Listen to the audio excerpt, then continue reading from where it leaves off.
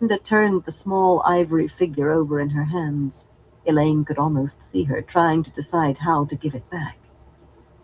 Avienda, you know how it feels when you hold as much of Saidar as you can? Think of holding almost twice as much. Really think of it. I want you to use it. Please? Perhaps Aiel did not show a great deal on their faces, but Avienda's green eyes widened. They had discussed Angreal, considering their search, but she probably never had thought what it would be like to use one before this. Twice as much, she murmured. To hold all that. I can barely make myself imagine. This is a very great gift, Elaine. She touched Elaine's cheek again, pressing her fingertips. That was the Aiel equivalent of a kiss and a hug. Whatever Nynaeve had to say to the sea folk, it did not take long. She stalked away from them, twitching at her skirts furiously. Approaching Elaine, she frowned equally at Avienda and at the edge of the cliff. Usually she denied her poor head for heights, but she kept them between herself and the drop. I have to talk to you, she muttered, guiding Elaine a little distance along the hilltop, and farther from the edge. A little way, but far enough from anyone to avoid being overheard. She drew several deep breaths before beginning in a low voice, and she did not look at Elaine. I've been behaving like a fool. It's that bloody man's fault.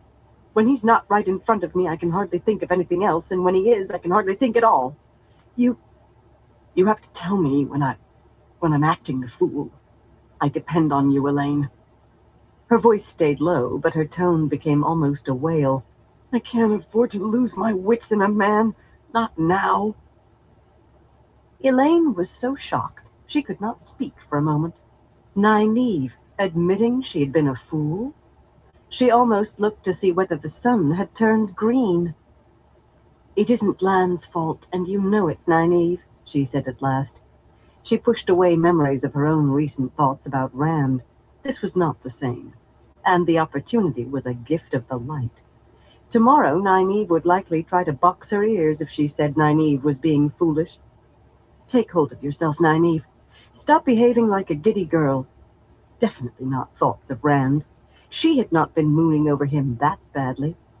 You're an Aes Sedai, and you are supposed to be leading us. Lead and think.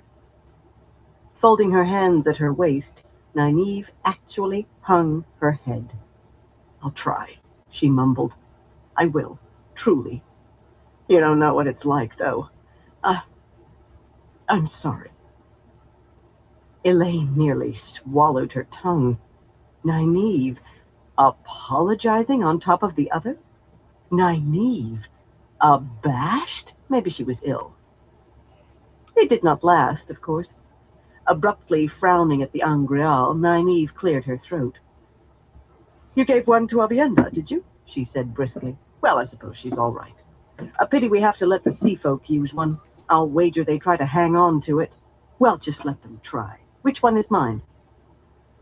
With a sigh, Elaine handed her the bracelet and rings, and she stalked away, fumbling the piece of jewelry onto her left hand and calling loudly for everyone to take their places. Sometimes it was difficult to tell Nynaeve leading from Nynaeve bullying, as long as she did lead, though. The bowl of the wind sat atop its unfolded white wrappings in the center of the hilltop, a shallow, heavy disk of clear crystal 2 feet across, worked inside with thick swirling clouds. An ornate piece, yet simple when you thought of what it could do, what they hoped it could do. Nynaeve took up her place nearby, the Angreal finally clicking shut on her wrist. She worked her hand, looking surprised that the chains did not seem to inconvenience her. It fit as if made for her hand.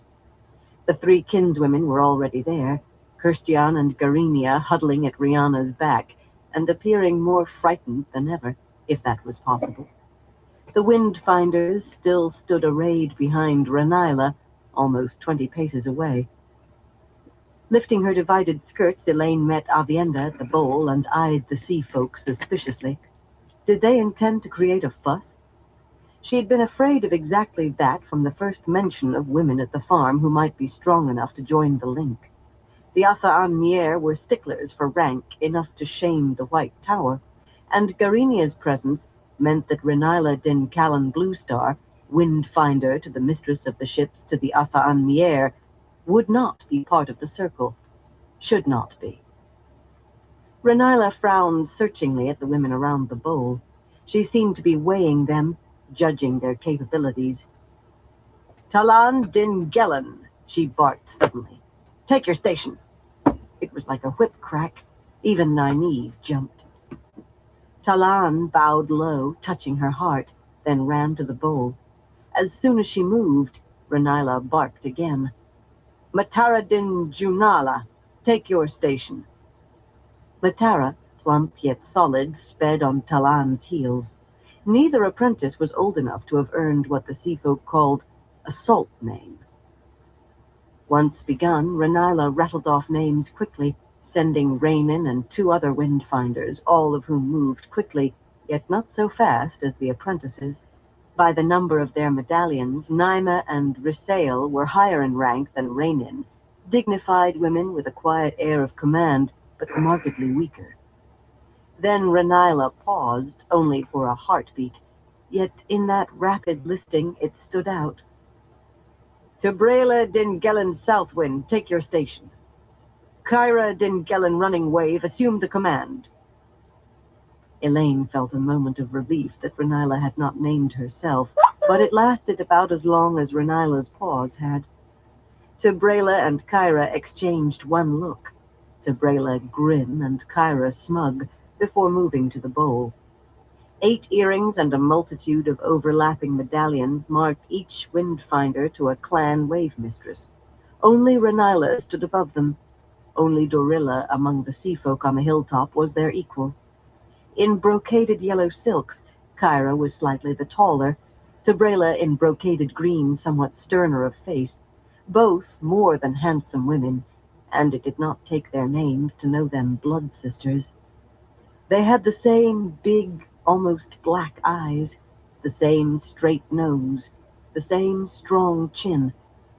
Kyra silently pointed to a spot at her right side. Tabrela did not speak either, nor did she hesitate in standing where her sister pointed, but her face was stone. With her, a circle of 13 women surrounded the bowl nearly shoulder to shoulder. Kyra's eyes almost sparkled. Tabrela's were leaden. Elaine was reminded of another of Linny's sayings, "No knife is sharper than a sister's hate."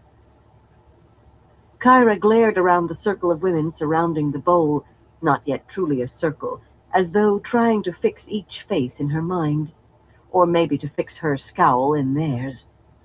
Remembering herself, Elaine hurriedly passed the last Angreal, the small amber turtle, to Talan, and started to explain how it was used. The explanation was simple, yet anyone who tried without knowing how could fumble for hours. She was not given the chance for 5 words.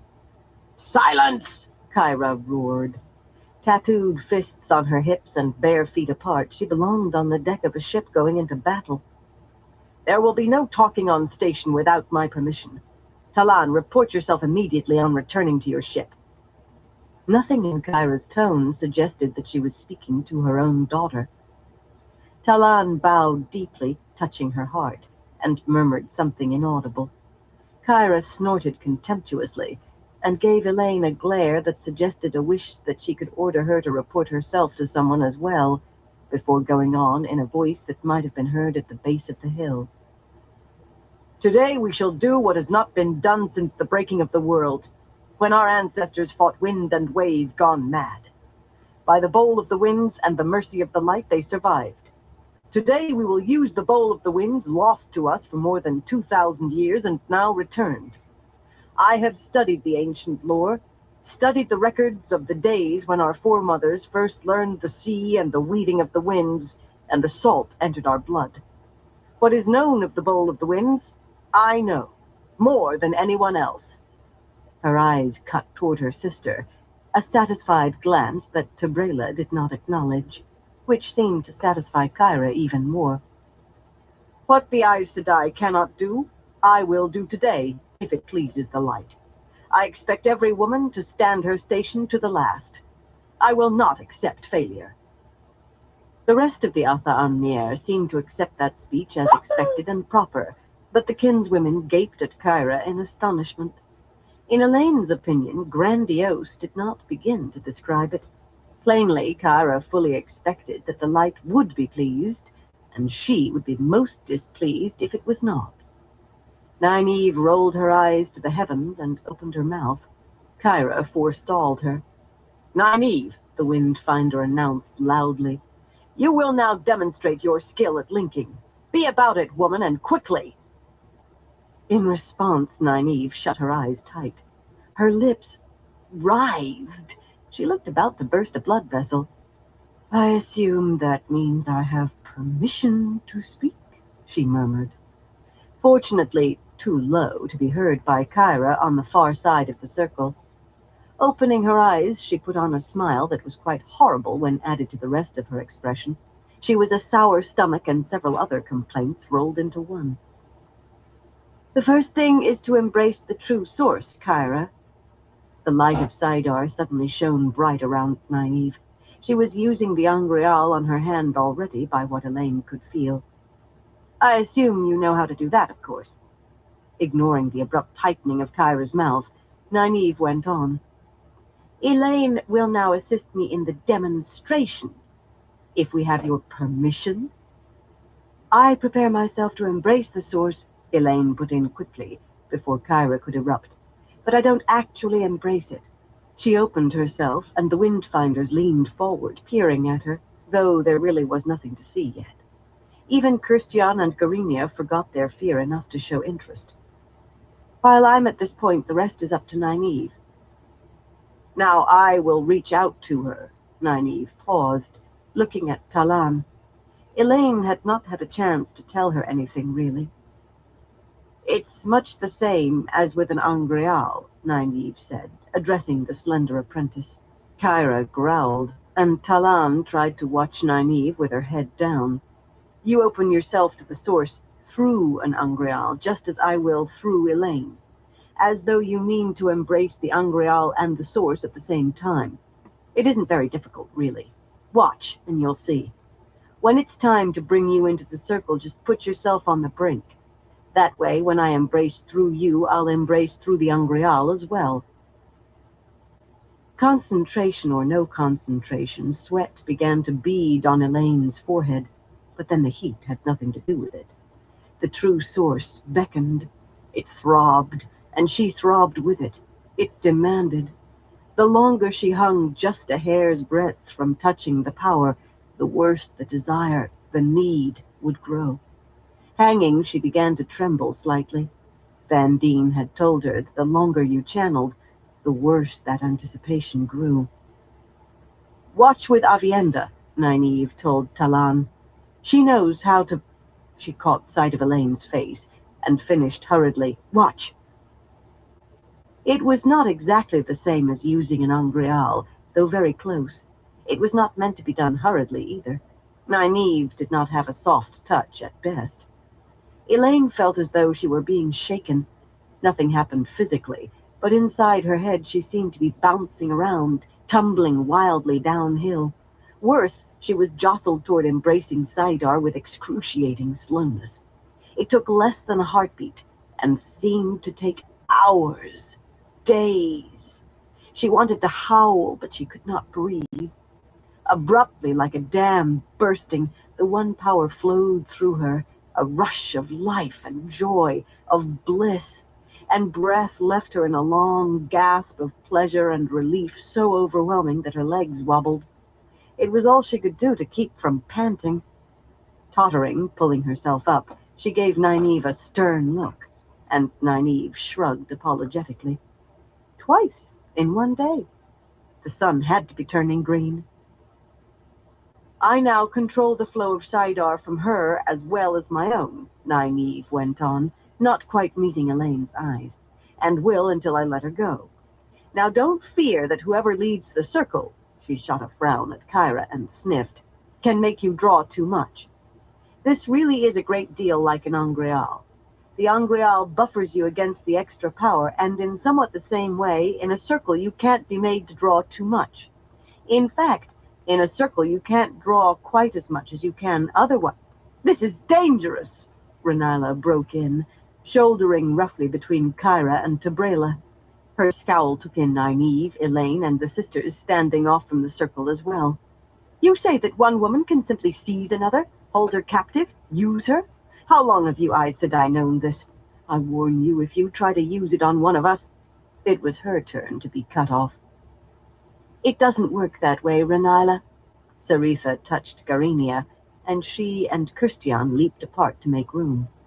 The young brown-eyed Nynaeve uncertainly, then folded her hands and took on a lecturing tone, as if addressing a class. With it came composure. Perhaps she did see Renila as a pupil right then.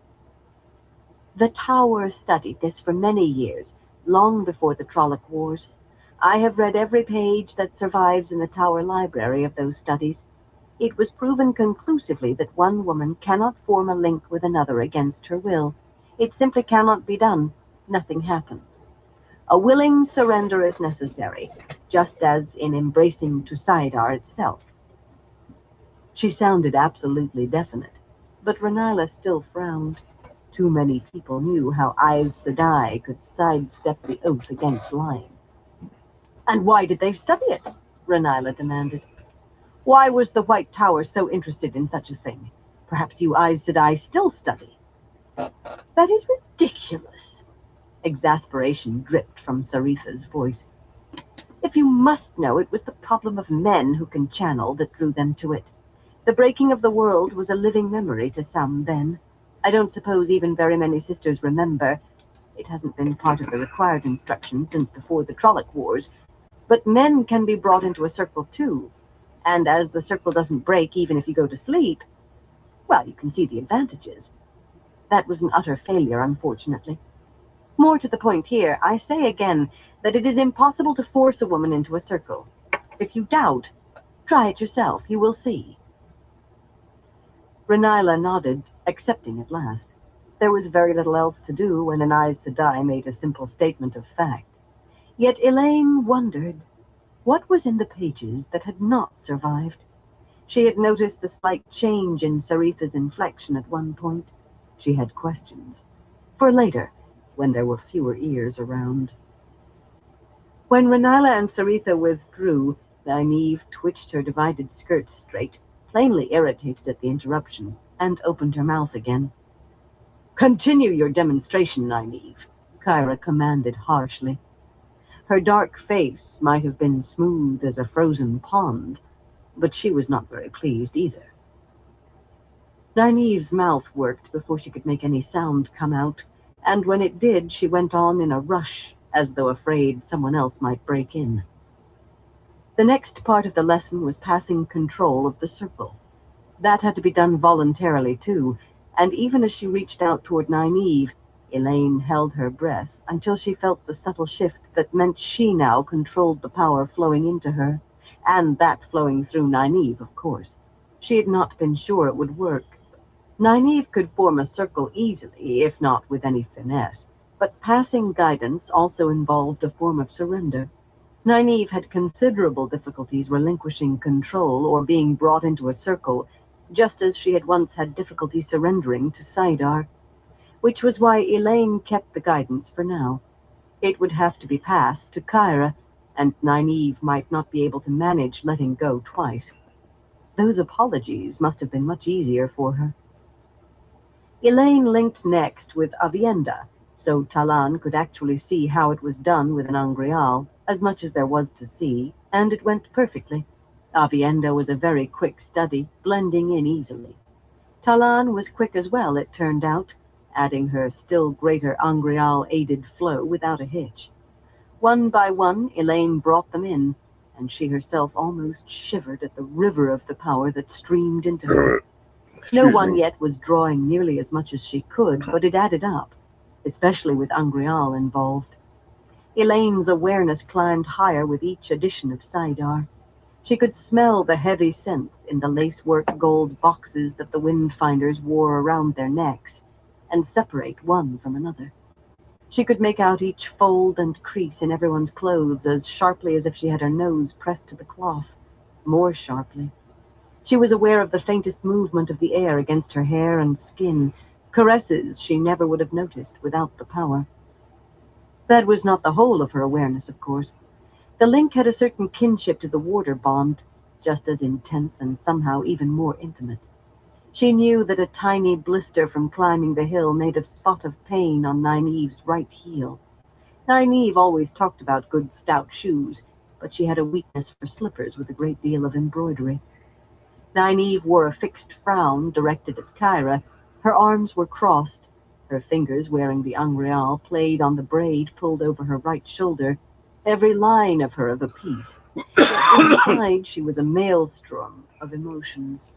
Fear, worry, anticipation, irritation, wariness, and impatience bounced over each other, and washing through it all, sometimes submerging the rest, ripples of warmth and waves of heat that threatened to burst into flame.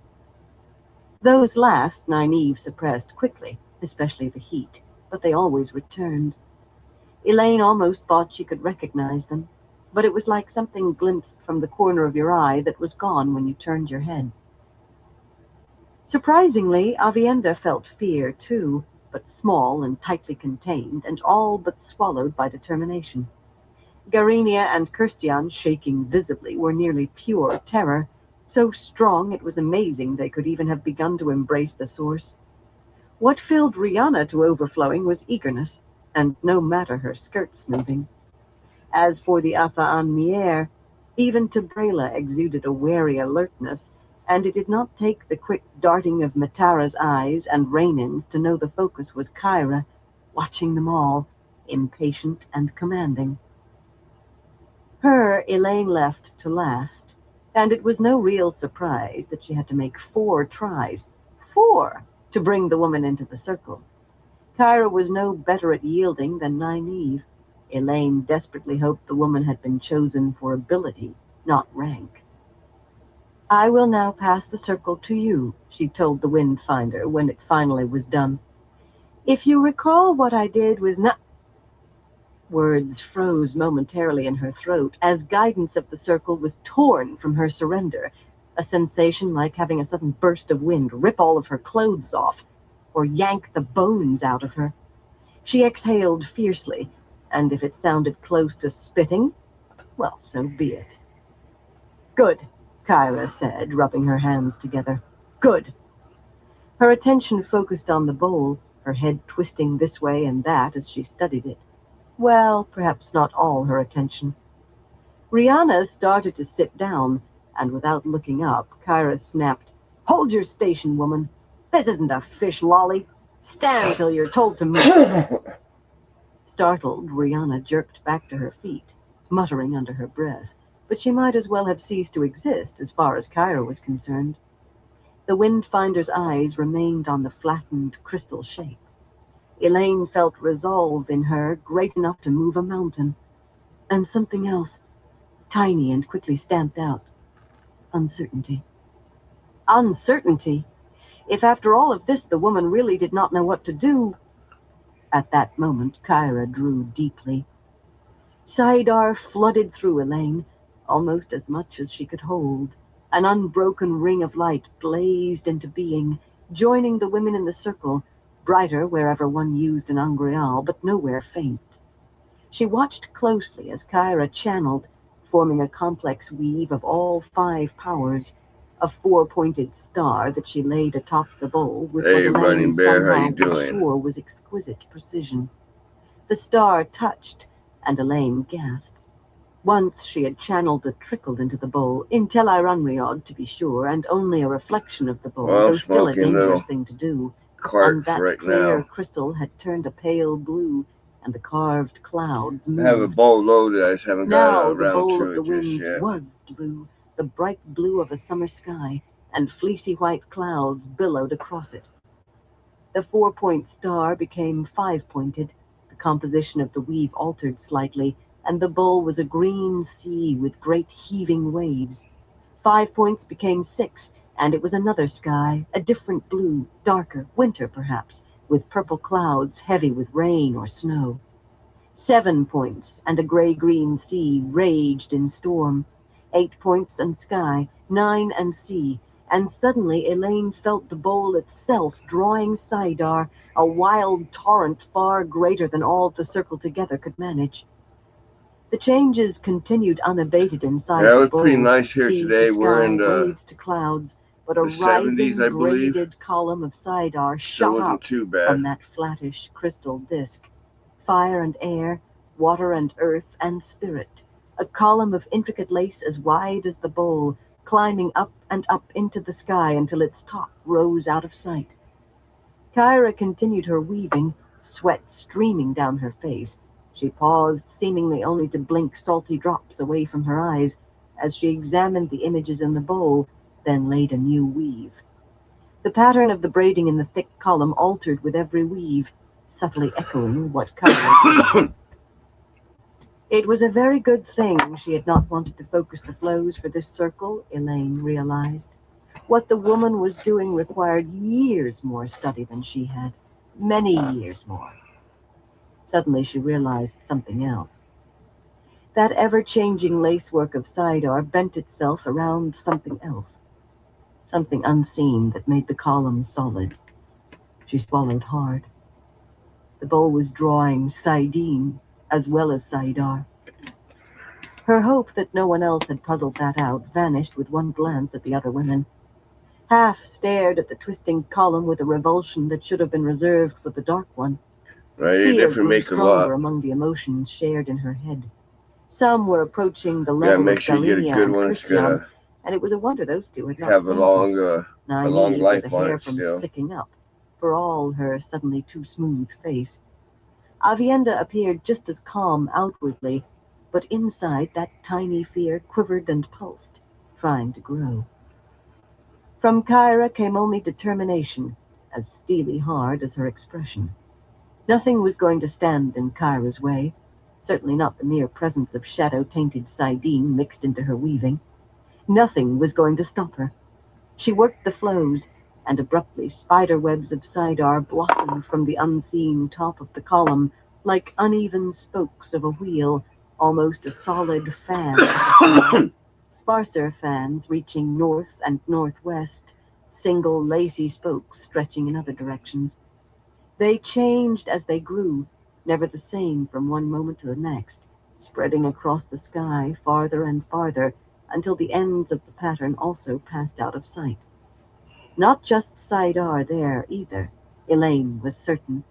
In places that spider web caught and curved around something she could not see. Still Kyra wove, and the column danced to her bidding, Saidar and Saidin together, and the spiderweb altered and flowed like a lopsided kaleidoscope spinning across the heavens, vanishing into the distance, on and on and on. Without warning, Kyra straightened, knuckling her back, and released the source completely. Column and spiderweb evaporated, and she collapsed as much as sat down, breathing hard.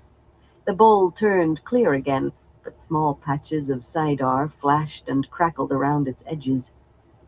"It is done, the light willing," she said tiredly. Elaine hardly heard. That was not the way to end a circle. When Kyra let go in that way, the power disappeared from every woman simultaneously. Elaine's eyes popped. For one instant, it was as though she stood atop the highest tower in the world, and suddenly the tower was not there anymore. Just an instant, yet hardly pleasant.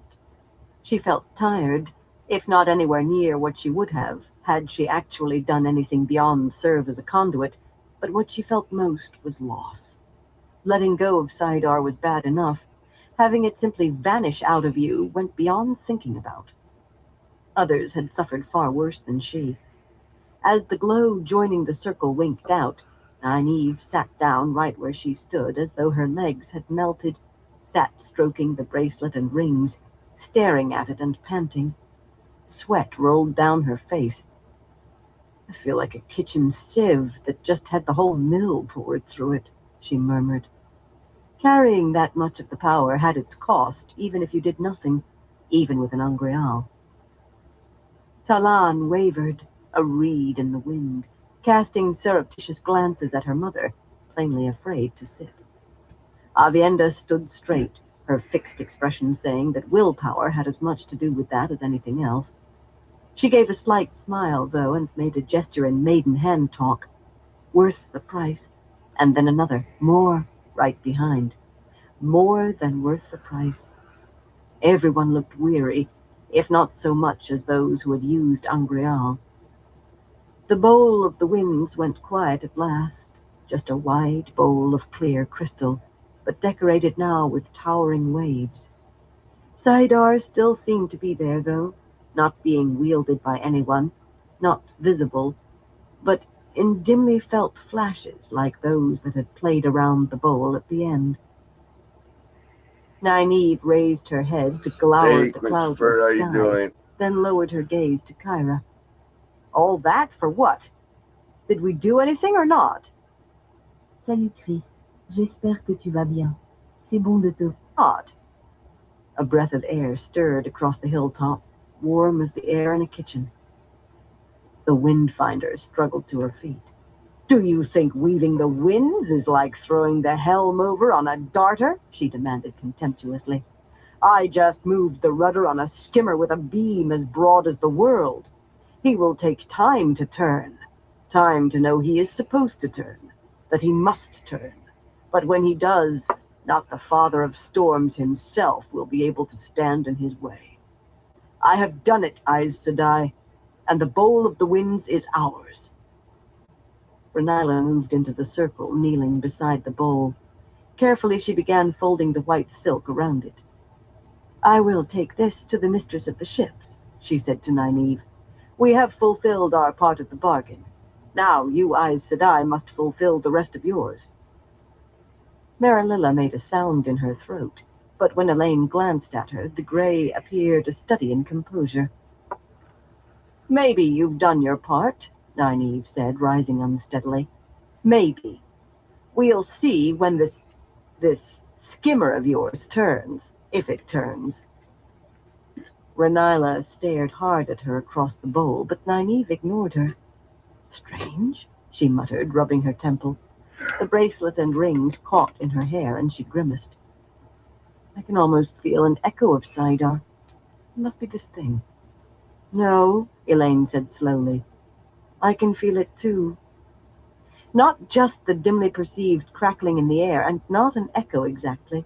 More the shadow of an echo, so faint that it was as if she were feeling someone use Saidar at a... She turned.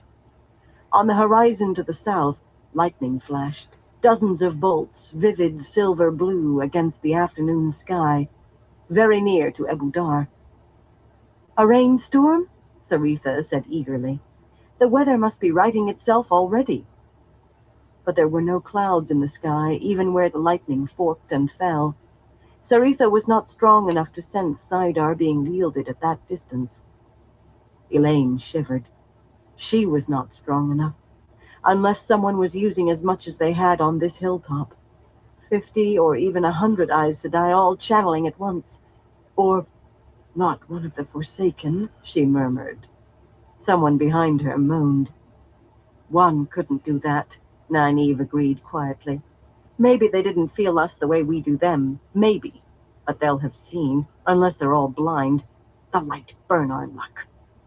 Quiet or not, she was irritated. She often called Elaine down for using language like that. Take everyone who will go to Andor with you, Elaine. I'll meet you there. Matt's in the city. I have to go back for him. Burn the boy. He came for me, and I have to. Elaine wrapped her arms around herself and drew a deep breath. Queen Tylin she left to the mercies of the light. Tylin would survive if it was possible. But Matt Cawthon, her very strange, very instructive subject, her most unlikely rescuer. He had come for her, too, and offered more.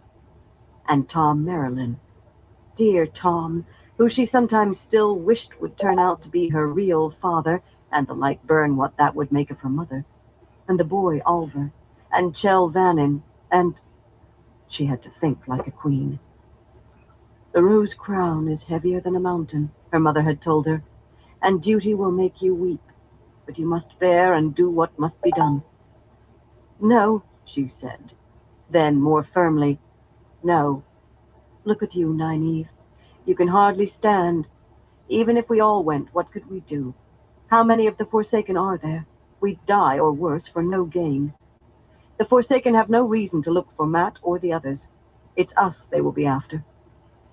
Nynaeve gaped at her, stubborn Nynaeve with sweat running down her face and her legs unsteady. Wonderful, gallant, foolish Nynaeve. You're saying leave him, Elaine? Avienda, talk to her. Tell her about that honor you're always going on about. Avienda hesitated, then shook her head. She was almost as sweaty as Nynaeve, and from the way she moved, just as tired. There are times to fight without hope, Nynaeve, but Elaine is right. The Shadow-Souled will not be looking for Matt Cawthon. They will be after us and the bowl. He may have left the city already. If we go, we risk giving them what can undo what we have done. Wherever we send the bowl, they will be able to make us tell them who we sent it with and where. Nynaeve's face crumpled in pain. Elaine reached to put her arms around her.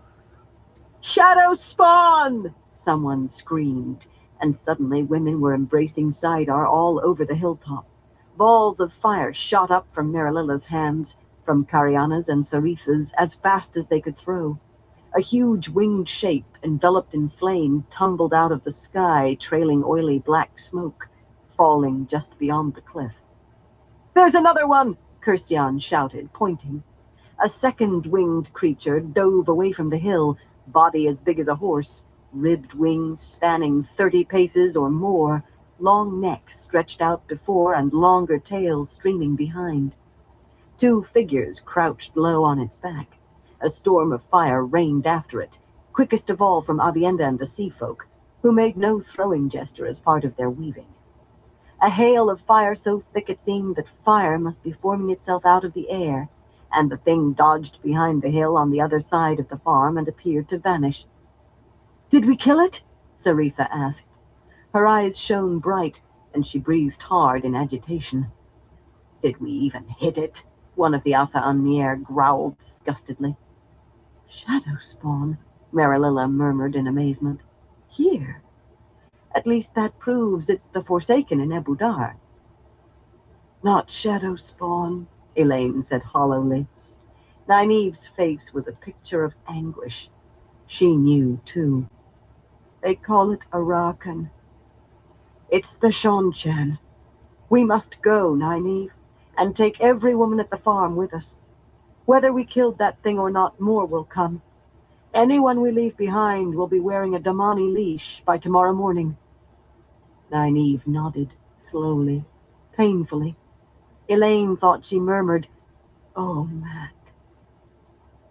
Renila strode up with the bowl in her arms, once more swathed in its white covering. "Some of our ships have encountered these Shonchan. If they are in Ebudar, then the ships beat to sea. My ship fights for his life, and I am not on his deck. We go now." And she formed the weave for a gateway right there. It tangled uselessly, of course, flared bright for an instant, then collapsed into nothing. But Elaine squeaked in spite of herself. "Right there in the middle of them. You aren't going anywhere from here unless you mean to stay long enough to learn this hilltop," she snapped. She hoped none of the women who had been in the circle tried the weave. Holding Saidar was the fastest way to learn a place. She could have made it work here, and very likely so could they. "You aren't going to a moving ship from anywhere. I don't think it's even possible." Marililla nodded, though that meant little. Aes Sedai believed a great many things to be true, and some of them actually were. As well if the sea folk believed it proven in any case. Nynaeve, haggard and staring, was in no condition to do any leading at the moment, so Elaine went on. She hoped she managed to do her mother's memory proud. "But most of all, you aren't going anywhere except with us because our bargain isn't complete. The Bowl of the Winds is not yours until the weather is right." Not precisely true, unless you twisted the words of the bargain a little, and Renila opened her mouth, but Elaine plowed on. "And because you made a bargain with Matram Cawthon, my subject. You go voluntarily where I want you to, or you go tied to a pack saddle. Those were the choices you accepted. So get down this hill now, Renilad and Callan Bluestar, before the Seanchan sweep down on us with an army and a few hundred women who can channel and would like nothing better than to see us collared alongside them. Now, run!" To her astonishment, they ran. Chapter 6. Threads. Elaine ran too, of course, holding her skirts up, and quickly took the lead on the well-worn dirt path. Only Avienda stayed close, though she seemed to have no idea how to run in a dress, divided or not. Tired as she was, she certainly would have passed Elaine otherwise. Everyone else strung out behind them along the narrow, winding track. None of the Atha Anmir would push by Renila, and despite her silk trousers, she could not move very fast, carrying the bowl hugged to her chest. Nynaeve had no such compunctions, elbowing past and running hard, shouting for people to get out of her way when she stumbled into them, whether they were windfinders, kinswomen, or Aes Sedai. Bounding down the hillside, tripping and catching herself, Elaine wanted to laugh despite the urgency, despite the danger. Lini and her mother had been death on running and climbing trees from the time she was 12, but it was not just the sheer pleasure of running again that made the light bubble up in her middle. She had behaved as a queen was supposed to behave, and it had worked exactly as it was supposed to. She had taken charge to lead people out of danger, and they followed. Her whole life had been training for this. It was satisfaction that made her laugh, and the hot glow of pride seemed about to burst through her skin like the radiance of cider. Can't hold on to this. Rounding the last curve, she pounded down the final straight beside one of the tall, white-plastered barns, and her toe caught an almost buried stone. She pitched forward heavily, windmilling her arms, and suddenly she was somersaulting head over heels through the air. No time even to yell. With a thump that jarred her teeth and took all the wind out of her, she landed hard at the foot of the path, sitting right in front of Brigitte. For an instant she could not even think, and when she could, little satisfaction remained. So much for queenly dignity. Brushing her hair out of her face, she tried to catch her breath as she waited for Brigitte's cutting comment. This was a chance for the other woman to play the older and wiser sister with a vengeance, and she seldom let an opportunity pass. To Elaine's surprise, Brigitte heaved her to her feet even before Avienda could reach her, and without so much as the faint grin on Avienda's face. All Elaine could feel from her warder was a sense of focus. She thought an arrow knocked on a drawn bowstring might feel that way. "Do we run or fight?" Brigitte asked. "I recognized those Seanchan flyers from Falma, and truth for true, I suggest running. My bow is the ordinary sort today." Avienda gave her a slight frown, and Elaine sighed. Brigitte had to learn to guard her tongue if she really intended to hide who she was. "Of course we run," Nynaeve panted, laboring down the final stretch of path. "Fight or run, fool question. Do you think we're utter light? What are they doing?" Her voice started climbing and kept right on. "Elise? Elise, where are you? Elise! Elise!" With a start, Elaine realized the farm was boiling as badly as it had when Cariana's face was recognized. Maybe worse. 147 kinswomen inhabited the place at present, Elise had reported, including 54 red-belted wise women sent out days ago, and a number of others who had been passing through the city. Now it looked as though every last one was running somewhere, and a good many of the other women, too. Most of the Tarasin Palace servants in their green and white livery dashed this way and that, carrying burdens. Ducks and chickens darted through the tumult, flapping and squawking, adding to the apparent confusion. Elaine even saw a warder, Van Dien's grizzled James, trot by with his wiry arms wrapped around a big jute sack. Elise appeared as though from the air, poised and collected despite the perspiration on her face. Every strand of her hair was in place, and her dress looked as if she were merely out for a stroll. "There's no need to screech," she said calmly, planting hands on hips. "Brigitte told me what those big birds are, and I thought we might be leaving sooner rather than later, especially with all of you galloping down the hill like the Dark One himself was after you. I told everybody to collect 1 clean dress apiece, 3 changes of shift and stockings, soap, mending baskets, and all the coin they have. That, and no more. The last 10 to finish will do the washing up till we get where we're going. That will speed their feet. I told those servants to gather all the food they could, too, just in case. And your warders. Sensible fellows, most of them. Surprisingly sensible for men. Does being a warder do something to them? Nynaeve stood there with her jaw hanging, ready to issue orders, and none left to give. Emotions played across her face, too fast to catch. Very good, she mumbled finally, and sourly. Suddenly she brightened. The women who aren't kin, yes, they have to be...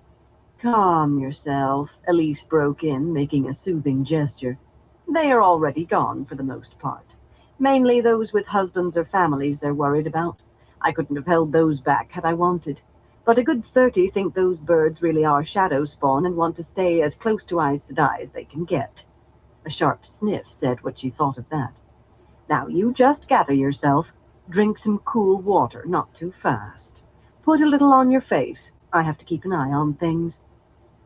Casting her eye over the bustle, everybody running in Hope bounds, everyone's doing good Elise out shook there her today. head. Some would slack off if Trollocs were coming over the hill, and most of the noble women never really do get used to our rules. For sure, I'll need to remind 2 or 3 before we go. With that, she waded serenely back into the turmoil of the farmyard and left Nynaeve gaping. Well, Elaine said, brushing her skirt, you did say she was a very capable woman. I never said that, Nynaeve snapped. I never said that.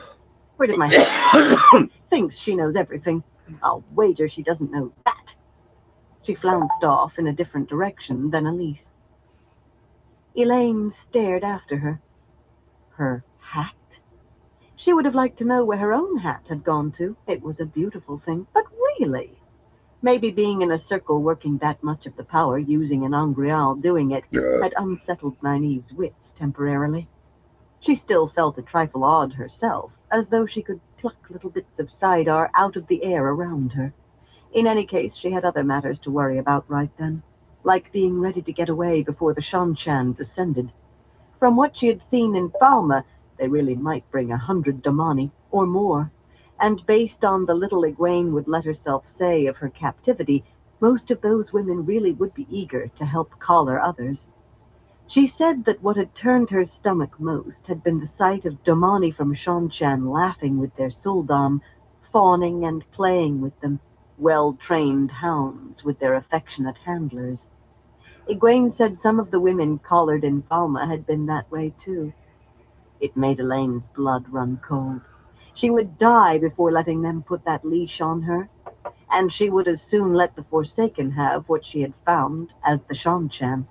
She went running to the cistern, Avienda at her side, breathing almost as hard as she was herself. It seemed Elise really had thought of everything, though. The Terangreal were already stowed away on the pack horses. The unsearched panniers remained full of jumbled odds and ends, and the light knew what. But those she and Avienda had emptied now bulged with coarse sacks of flour and salt, beans and lentils. A handful of stable folk minded the pack animals instead of running about with their arms full, doing Elise's bidding, no doubt. Even Birgitta went trotting off at the woman's call with no more than a rueful grin. Elaine lifted canvas covers to examine the Terangreal as well as she could without unloading them again.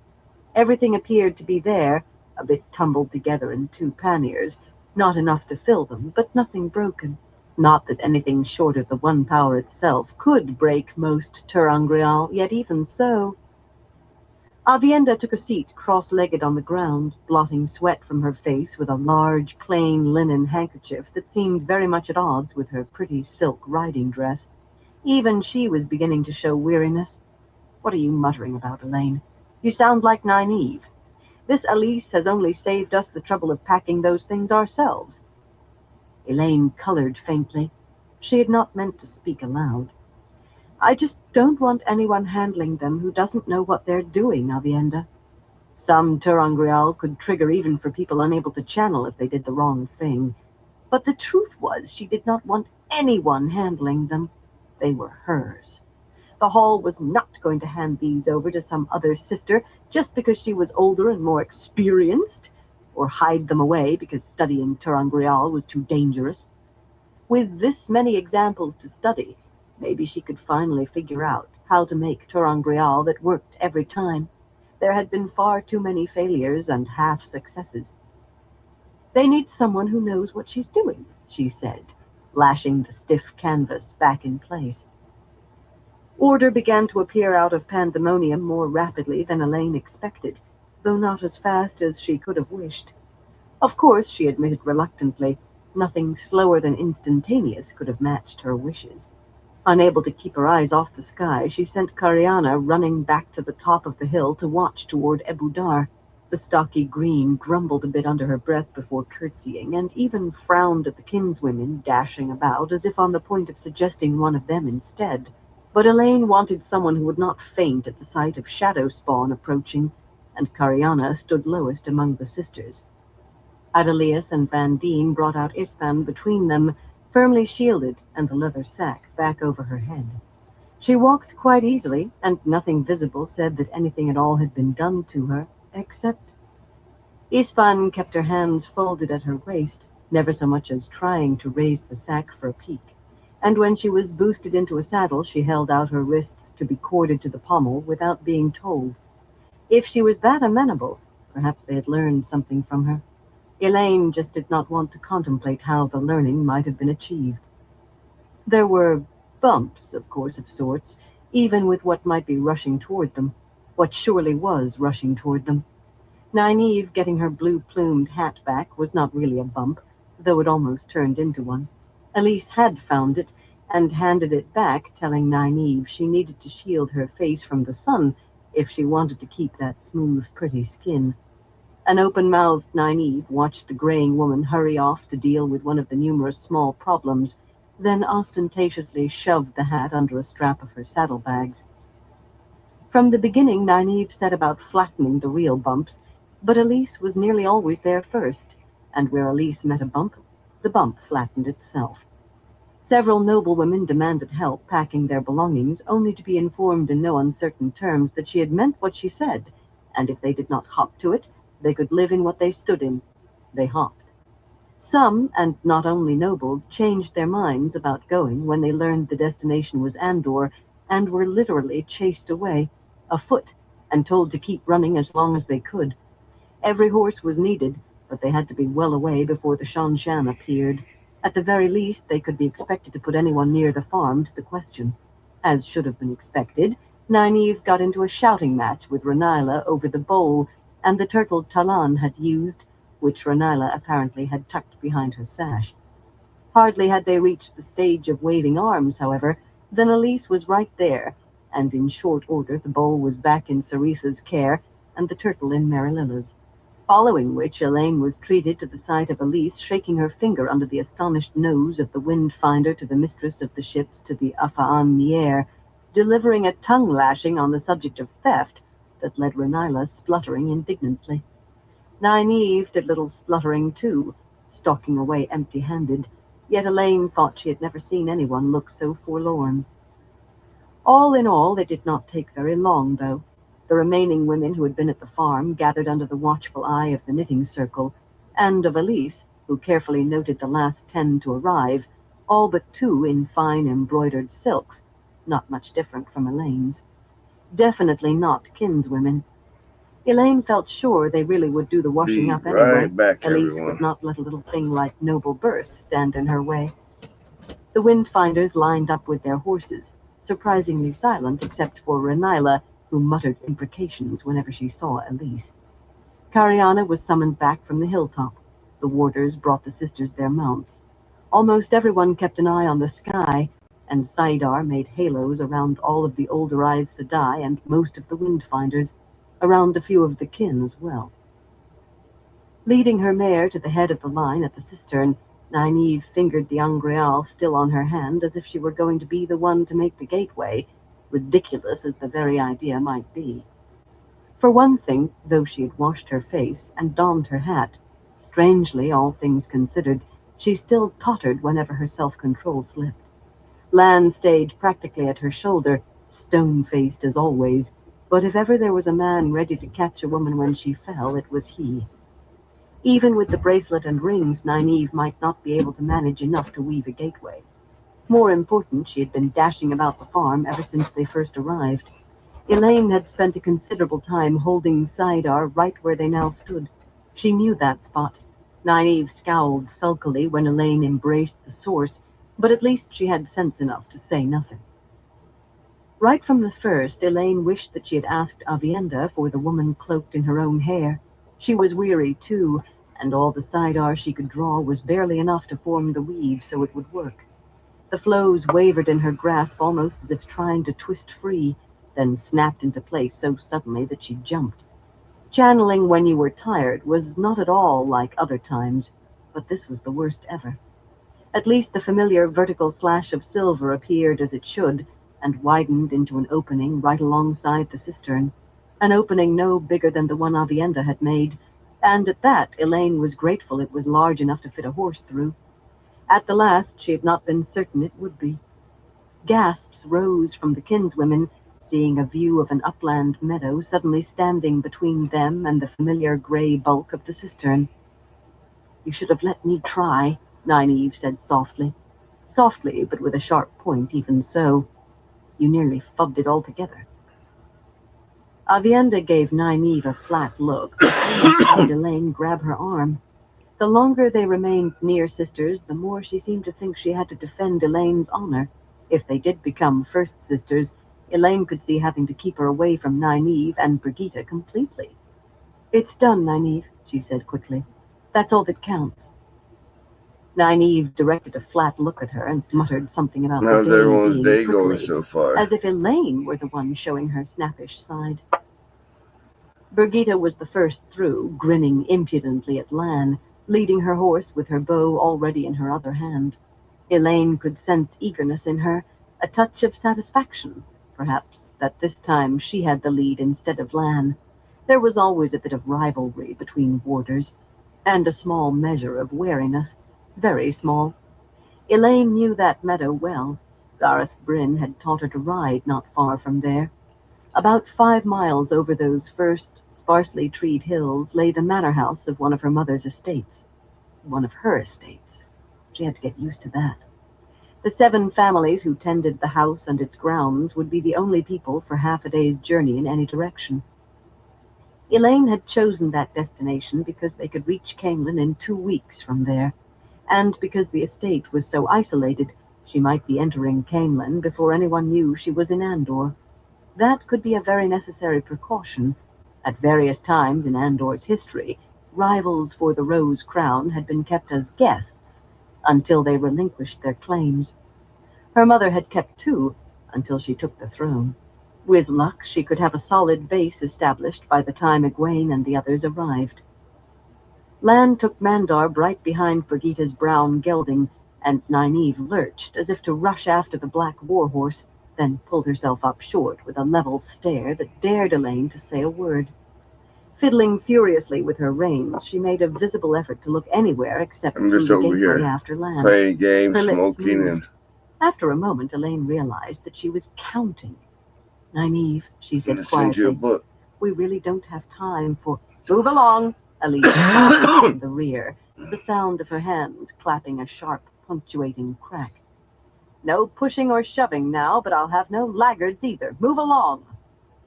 Nynaeve's head swung wildly, pained indecision painting her face. For some reason, she touched her wide hat, a few of its blue plumes broken and drooping before pulling her hand away. "Oh, that goat-kissing old—" she growled, the rest lost as she dragged her mare through the gateway. Elaine sniffed. And Nynaeve had the nerve to speak to anybody about their language. She wished she could have heard the rest, though. She already knew the first bit. Elise continued her urging, but there really did not seem to be much need after the first. Even the windfinders hurried, glancing worriedly over their shoulders at the sky. Even Renila, who mumbled something about Elise that Elaine noted in the back of her head.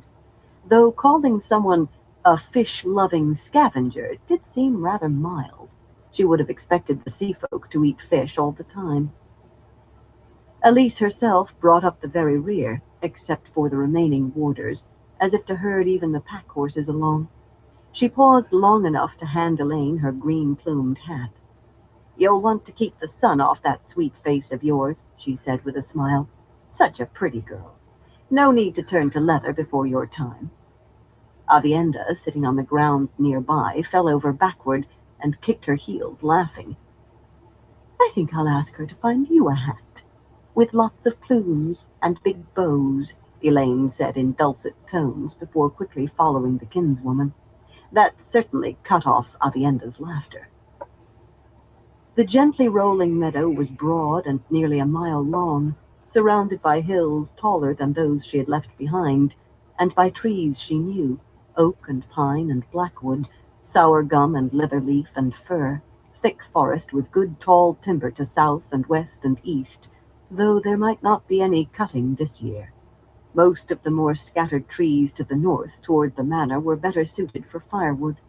Small gray boulders dotted the thick brown grass here and there, and not even a withered stalk marked the death of a wildflower. That was not so different from the south. For once, Nynaeve was not peering at the surrounding countryside trying to find Lan. He and Birgitta would not be gone long anyway, not here. Instead, she strode briskly among the horses, ordering people to mount in a loud, commanding voice, chivying the servants with the pack animals, curtly telling some of the kinswomen who had no horses that any child could walk 5 miles, shouting at a slender Altaran noblewoman with a scar on her cheek and carrying a bundle nearly as big as herself, that if she had been fool enough to gather all of her dresses, then she could carry them. Elise had gathered the Atha'an-Mier around her and was instructing them on how to mount a horse. For a wonder, they actually appeared to be paying attention. Nynaeve glanced her way and seemed pleased to see Elise standing in one spot, until Elise smiled encouragingly and motioned her to go on with what she was doing. For an instant, Nynaeve stood stock still, staring at the woman. Then she came striding through the grass to Elaine. Reaching up to her hat with both hands, she hesitated, glowering up at it through her lashes before giving it a twitch straight. "I'll just let her take care of everything this time," she said in a suspiciously reasonable tone. "We'll just see how well she does with those sea folk. Yes, we will." Too reasonable a tone by half. Abruptly, she frowned at the still open gateway. "Why are you holding it? Let go." Avienda was frowning too. Elaine drew a deep breath. She had thought about this, and there was no other way, but Nynaeve would try to argue her out of it, and there was no time for arguing.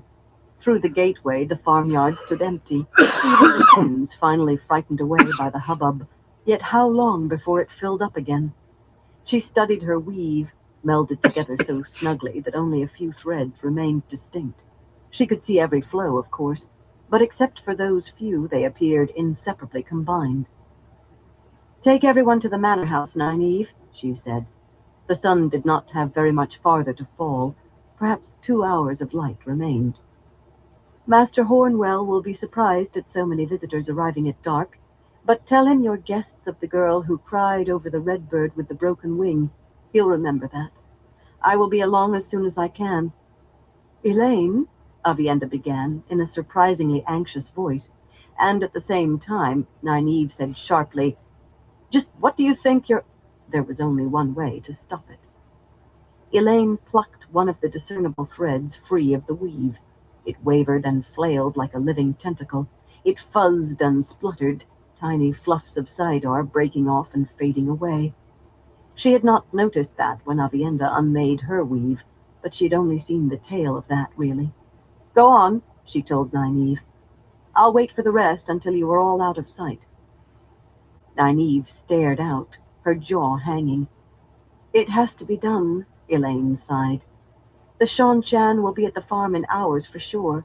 Even if they wait until tomorrow, what if one of the Domani has the talent to read residues? Nynaeve, I won't give traveling to the Shan-Chan. I won't." Nynaeve growled something under her breath about the Shan-Chan that must have been particularly pithy, judging by her tone. "Well, I won't let you burn yourself out," she said aloud. "Now put that back. before the whole thing explodes the way Van Deen said. You could kill all of us." "It cannot be put back," Avienda said, laying a hand on Nynaeve's arm. "She has begun, and now she must finish. You must do as she says, Nynaeve." Nynaeve's brows drew down. Must was a word she did not like hearing one bit, not applied to her. She was not a fool, though, so after a bit of glaring, at Elaine, at the gateway, at Avienda, at the world in general, she flung her arms around Elaine in a hug that made her ribs creak. "You be careful, you hear me?" she whispered. "If you get yourself killed, I swear I'll skin you alive." In spite of everything, Elaine burst out laughing. Nynaeve snorted, pushing her out to arm's length by her shoulders. "You know what I mean," she grumbled. "And don't think I don't mean it, because I do. I do," she added in a softer voice. "You take care." It took Nynaeve a moment to gather herself, blinking and pulling her blue riding gloves tight. There seemed to be a hint of moisture in her eyes, though that could not have been. Nynaeve made other people cry. She did not cry herself. "Well then," she said loudly, "at least if you don't have everyone ready yet." Turning, she cut off with a strangled croak. Those who were supposed to be mounted were, even the Afa'an. The warders were all gathered around the other sisters. Lan and Brigitte had returned, and Brigitte watched Elaine worriedly. The servants had the pack animals in a line, and the kinswomen were waiting patiently, most afoot except for the knitting circle. A number of horses that could have been used for riding were loaded with sacks of food and bundles of belongings. Women who had brought more than Elise allowed, none of them kin, carried their bundles on their own backs. The slender noble with the scar was bent at an awkward angle beneath hers, and glaring at anyone but Elise. Every woman who could channel was staring at the gateway, and every woman who had been there to hear Van Deen tell of the dangers watched that one whipping filament as she would have a red adder. It was Elise herself who brought Nynaeve her horse, and straightened the blue-plumed hat as Nynaeve put a foot in the stirrup. Nynaeve turned the plump mare north with Lan riding Mandarb at her side, and a look of utter mortification on her face. Why she did not just set Elise down, Elaine did not understand. To hear Nynaeve tell it, she had been putting women older than herself in their place since she was little more than a girl, and she was Aes Sedai now, after all. That should carry mountains of weight with any kinswoman. As the column began to wend its way toward the hills, Elaine looked at Avienda and Brigitte. Avienda simply stood there with her arms folded beneath her breasts. She had the woman wrapped in her own hair, Angreal, clutched in one hand. Brigitte took Lioness's reins from Elaine, adding them to those of her own horse and Avienda's, then walked over to a small boulder 20 paces away and sat down. "You two must," Elaine began, then coughed when Avienda's eyebrows shot up in surprise. Sending Avienda out of danger was impossible without shaming her. Perhaps impossible altogether. "I want you to go with the others," she told Brigitte, "and take Lioness. Avienda and I can take turns riding her gelding. I'd like a walk before bedtime." "If you ever treat a man half as well as you do that horse," Brigitte said dryly, "he'll be yours for life. I think I'll just sit a while. I've ridden long enough today. I'm not at your beck and call all the time. We can play that game in front of the sisters and the other warders, to spare your blushes, but you and I know better." Despite the mocking words, what Elaine felt from her was affection. No, stronger than affection. Her own eyes stung suddenly. Her death would hurt Brigitte to the bone. The warder bond made that certain, but it was friendship that made her stay now. "I am thankful to have two friends such as you," she said simply. Brigitte grinned at her as if she had said something silly. Avienda, however, blushed furiously and stared at Brigitte, wide-eyed and flustered, as though the warder's presence were to blame for her fiery cheeks. Hurriedly, she shifted her gaze to the people still short of the first hill, perhaps half a mile distant. "Best to wait until they are out of sight," she said, "but you cannot wait too long. Once you have started the unweeding, the flows begin to grow slick after a time. Letting one slip free before it is out of the weave is the same as letting go of the weave. It will fall into whatever it wishes then. But you must not hurry either. Each thread must be pulled free as far as it will go. The more that come loose, the easier others will be to see, but you must always pick the thread that is easiest to see. Smiling warmly, she pressed her fingers firmly against Elaine's cheek. You will do well, if you are careful. It did not sound that difficult.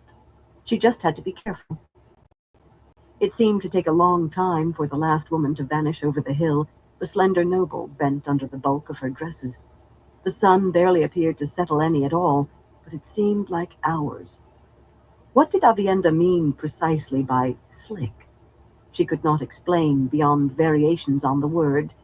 They became difficult to hold. Be right back, that was all. everyone.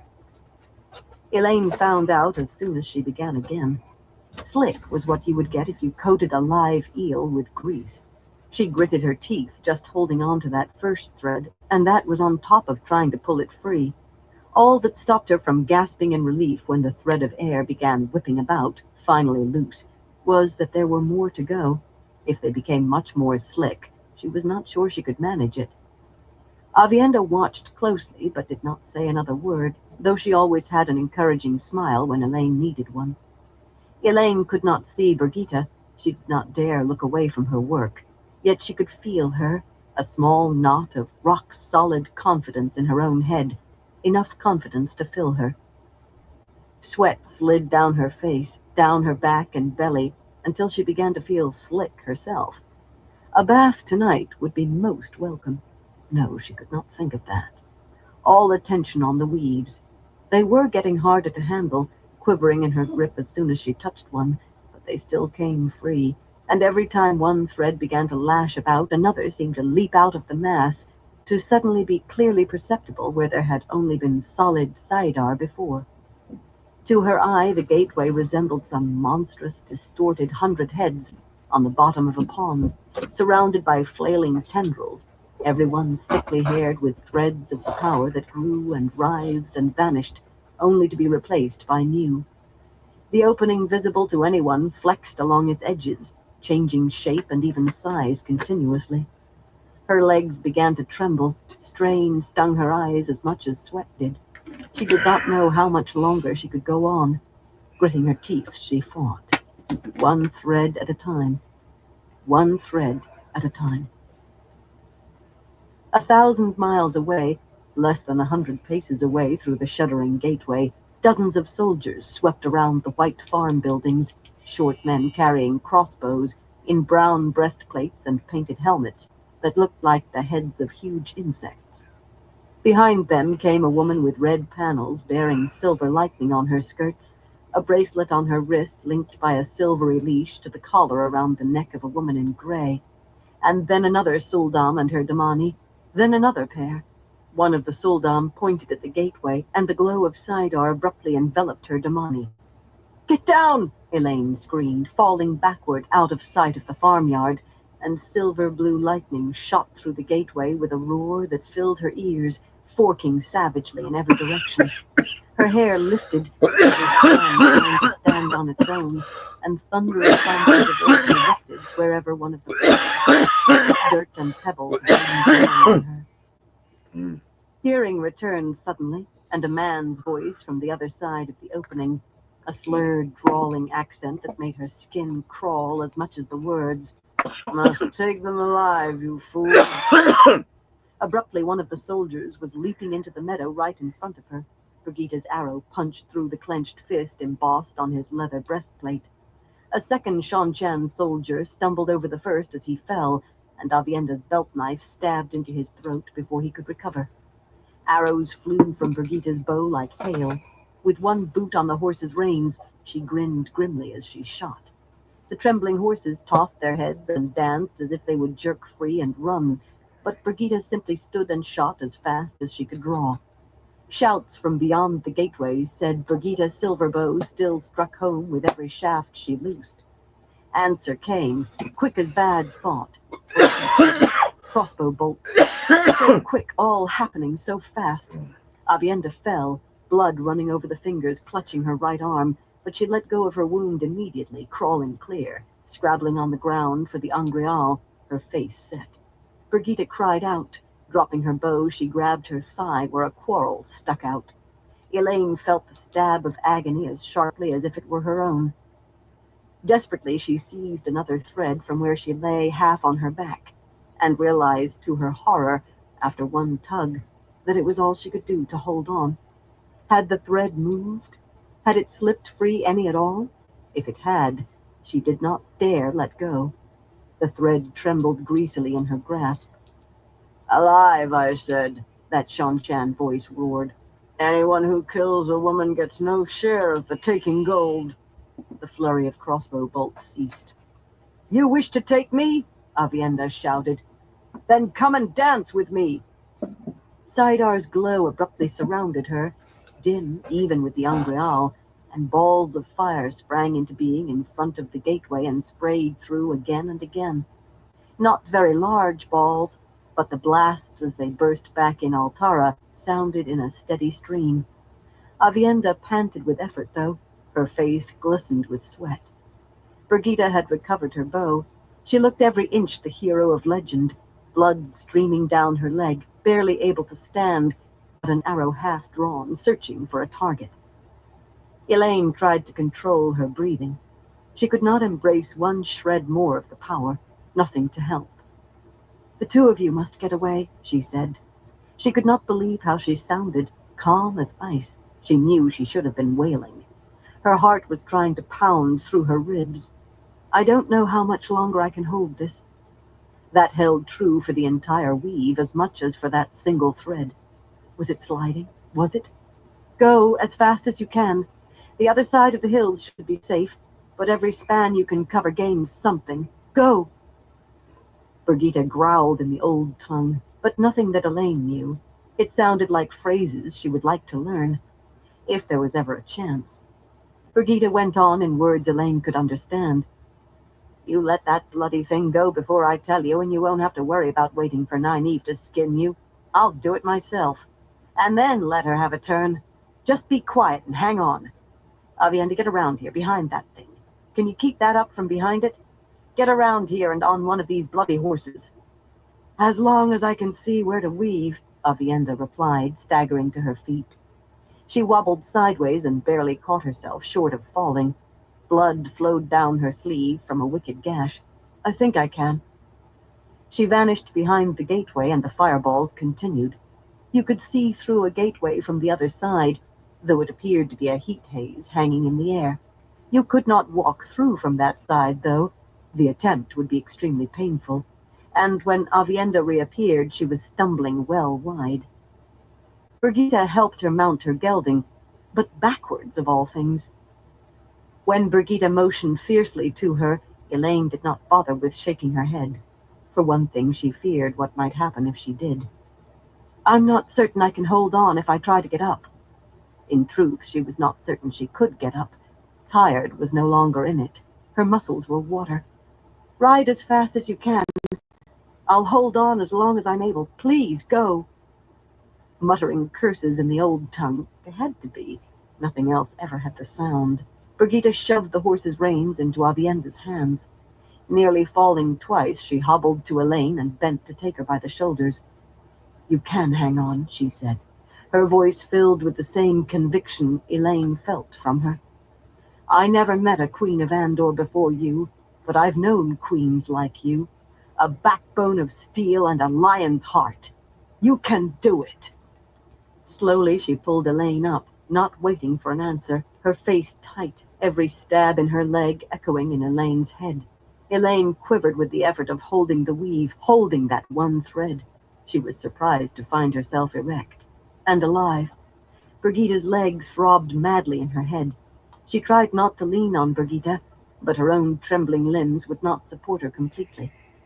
As they lurched toward the horses, each half leaning on the other, she kept looking back over her shoulder.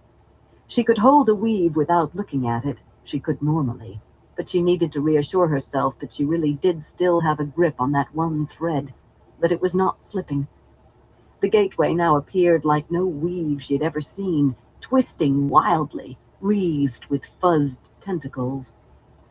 With a groan, Brigitte heaved her into her saddle more than helped her, backward just like Avienda. "You have to see," she explained, limping to her gelding. Holding the reins of all 3 horses, she pulled herself up painfully. Without a sound, but Elaine felt the agony. "You do what needs doing and leave where we're going to me." The horses leaped away, perhaps as much from eagerness to be gone as from Brigitte's heel in her own mount's flank. Hey, Rusted, how Elaine you hung doing, onto the bro? high cantle of her saddle as grimly as she did to the weave, to Sidar itself. Good to see The you. galloping horse flung her about, and it was all she could do to remain in the saddle. Avienda used her saddle How's your night cantle as a going, prop to brother? keep herself upright. Her mouth hung open, sucking air, and her eyes seemed Oh, we're fixed. playing The glow surrounded her, though, and that stream of fireballs continued. Not as fast as before, true, and some shot wide of the gateway, streaking trails of flame through the grass or exploding on the ground beyond, but they still formed and flew. Elaine took strength, made herself take strength. a If little Avienda could keep on when she looked ready 3.5 to gram fall on her cart. face, she could too. At a gallop, the gateway began to dwindle, brown grass stretching out between them and the opening, and then the ground was slanting upward. They were climbing the hill. What the trip though, Brigitte was Rusted, again is the arrow in the bow, all this focused, one. fighting down the agony in her legs, urging her horses from more This one's speed. a 2 gram All one. they had to do was reach the crest, reach the other side. And watch, I'll take a hit With a from this gasp, one Avienda and then this sagged one. onto her The elbows, same bouncing on her type of saddle draw. like a loose sack. And you'll see the The light of difference. Sidar flickered around her and was gone. "I cannot," she panted. "I cannot." That was all she could get out. Shan Chan's soldiers Now began this one. leaping into the meadow almost as soon as the hail of fire ceased. "It's all right," Elaine managed. Her throat was sand.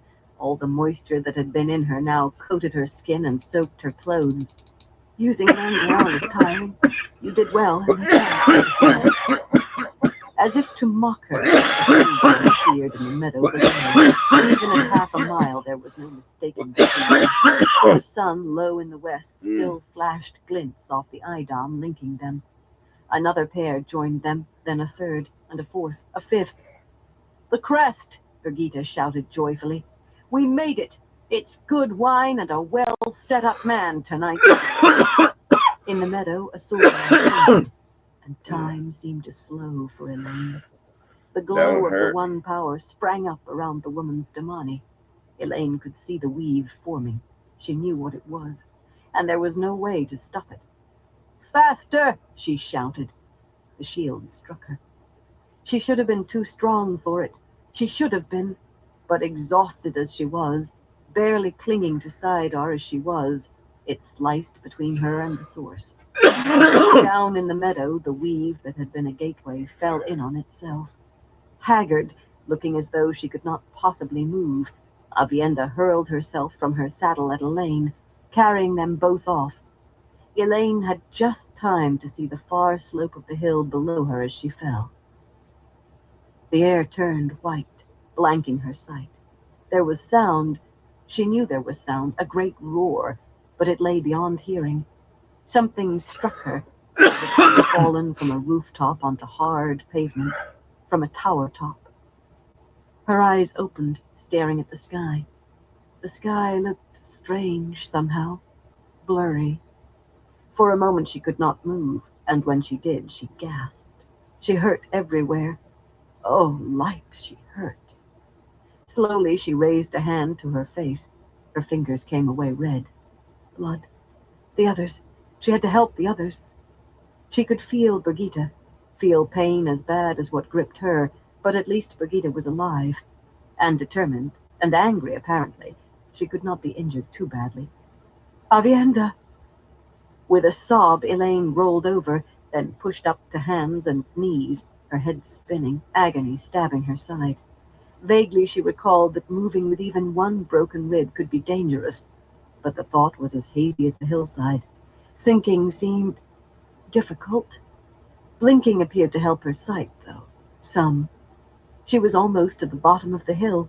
High above, a haze of smoke rose from the meadow beyond. Unimportant now. Not important at all. 30 paces up the slope, Avienda was on her hands and knees, too, almost falling over when she raised a hand to wipe away blood that poured down her face, but searching anxiously. Her gaze fell on Elaine, and she froze, staring. Elaine wondered how bad she looked. Surely no worse than Avienda herself. Half of the other woman's skirt was gone, her bodice torn nearly off, and everywhere skin showed there seemed to be blood. Elaine crawled to her. With her head, it seemed much easier than trying to stand and walk. As she came close, Avienda gave a relieved gasp. "You are all right," she said, touching bloody fingers to Elaine's cheek. "I was so afraid, so afraid." Elaine blinked in surprise. What she could see of herself appeared in every bit as bad shape as Avienda. Her own skirts remained intact, but half of her bodice was ripped away entirely, and she seemed to be bleeding from 24 gashes. Then it struck her. She had not been burned out. She shivered at the thought. "We're both all right," she said softly. Well off to one side, Brigitte wiped her belt knife on the mane of Avienda's gelding and straightened from the still horse. Her right arm dangled, her coat was gone along with one boot, and the rest of her garments torn. As much blood stained her skin and clothes as either of theirs. The crossbow bolt standing out from her thigh seemed to be the worst of her injuries, but the rest certainly added up to as much again. "His back was broken," she said, gesturing to the horse at her feet.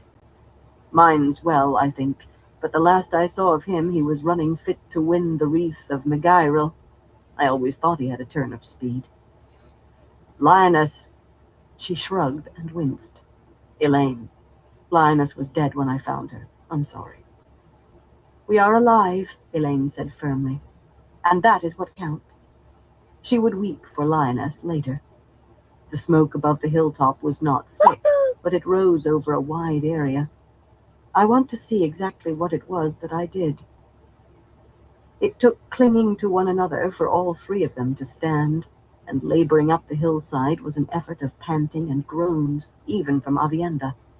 They sounded as though they had been thrashed within an inch of their lives, which Elaine supposed they had been, and looked as though they had wallowed in a butcher's shambles. Avienda still carried the Angreal tight in her fist, but even if she or Elaine had possessed more than their small talent with healing, neither could have managed to embrace the source, much less channel. At the top of the hill they stood leaning on each other and stared at devastation. Fire ringed the meadow, but the heart of it was blackened, smoldering and swept clear even of boulders. Half the trees on the surrounding slopes were broken or leaning away from the meadow. Hawks began to appear, riding the hot air rising from the fire. Hawks often hunted so, looking for small animals chased into the open by the flames. Of the Shanshan there was no sign. Elaine wished there were bodies, so she could be certain they were all dead, especially all of the Suldam. Gazing down at the burned, smoking ground, though, she was suddenly glad there was no evidence. It had been a terrible way to die. The light have mercy on their souls, she thought. On all of their souls. "Well," she said aloud, "I did not do as well as you, Avienda, but I suppose it worked out for the best, considering. I will try to do better next time." Avienda glanced at her sideways. There was a gash on her cheek, and another across her forehead, as well as a long one laying open her scalp. "You did much better than I for a first try. I was given a simple knot tied in a flow of wind the first time. It took me 50 tries to unweave even that without having a clap of thunder in my face or a blow that made my ears ring." "I suppose I should have started with something simpler," Elaine said. "I have a habit of leaping in over my head." Over her head? She had leaped before looking to see whether there was water. She stifled a chuckle, but not before it sent a stab through her side. So instead of chuckling, she moaned through her teeth. She thought some of them might be loose. "At least we found a new weapon. Perhaps I should not be happy about that, but with the Shanshan back again I am." "You do not understand, Elaine." Avienda gestured toward the center of the meadow where the gateway had been. "That could have been no more than a flash of light, or even less. You cannot tell until it happens. Is a flash of light worth the risk of burning out yourself and every woman closer to you than 100 paces or more? Elaine stared at her. She had stayed, knowing that? To risk your life was one thing, but to risk losing the ability to channel. I want us to adopt each other as first sisters, Avienda, as soon as we can find wise ones. What they were to do about Rand, she could not imagine. The very idea that they would both marry him, and Min, too, was worse than ridiculous. But of this she was sure. I don't need to know any more about you. I want to be your sister. Gently she kissed Avienda's blood-stained cheek. She had only thought Avienda blushed fiercely before. Even Aiel lovers did not kiss where anyone could see. Fiery sunsets paled beside Avienda's face. I want you for my sister, too, she mumbled. Swallowing hard, and eyeing Brigitte, who was pretending to ignore them, she leaned over and quickly pressed her lips to Elaine's cheek. Elaine loved her as much for that gesture as for the rest. Brigitte had been gazing behind them over her shoulder, and perhaps she had not been pretending after all, because she suddenly said, Someone's coming. Lan and Nynaeve, unless I miss my guess. Awkwardly they turned, hobbling and stumbling and groaning. It seemed quite ludicrous. Heroes in stories never got hurt, so they could barely stand. In the distance to the north, 2 riders appeared briefly through the trees. Briefly, but long enough to make out a tall man on a tall horse galloping hard, and a woman on a shorter animal running just as hard at his side. Gingerly, the 3 of them sat down to wait. That was another thing heroes in stories never did, Elaine thought with a sigh. She hoped she could be a queen to make her mother proud, but it was clear that she would never make a hero. Chulain moved the reins slightly, and Sagani banked smoothly, turning on a ribbed wing. He was a well-trained Rakan, swift and agile, her favorite, though she had to share flying him. There were always more Morat Rakan than Rakan, a fact of life. Down in the farm below, balls of fire were leaping out of the air, apparently, scattering in every direction. She tried to pay no attention. Her job was to watch for trouble approaching from the area around the farm. At least the smoke had stopped rising from where Tawan and Maku had died in the olive grove. 1,000 paces above the ground, she had a very long view. All the other Rakan were off scouting the countryside. Any woman who ran would be marked for checking, to see whether she was one of those who had caused all the excitement. Though, truth for sure, anyone in these lands who saw a Rakan in the air likely would run. All Chulain had to do was watch for approaching trouble here. She wished she did not feel an itch between her shoulder blades. It always meant trouble was on the way. The wind of Sagani's flight was not bad at this speed, but she drew the drawstring of her waxed linen hood tighter under her chin, tested the leather safety straps that held her in the saddle, adjusted her crystal goggles, snugged her gauntlets.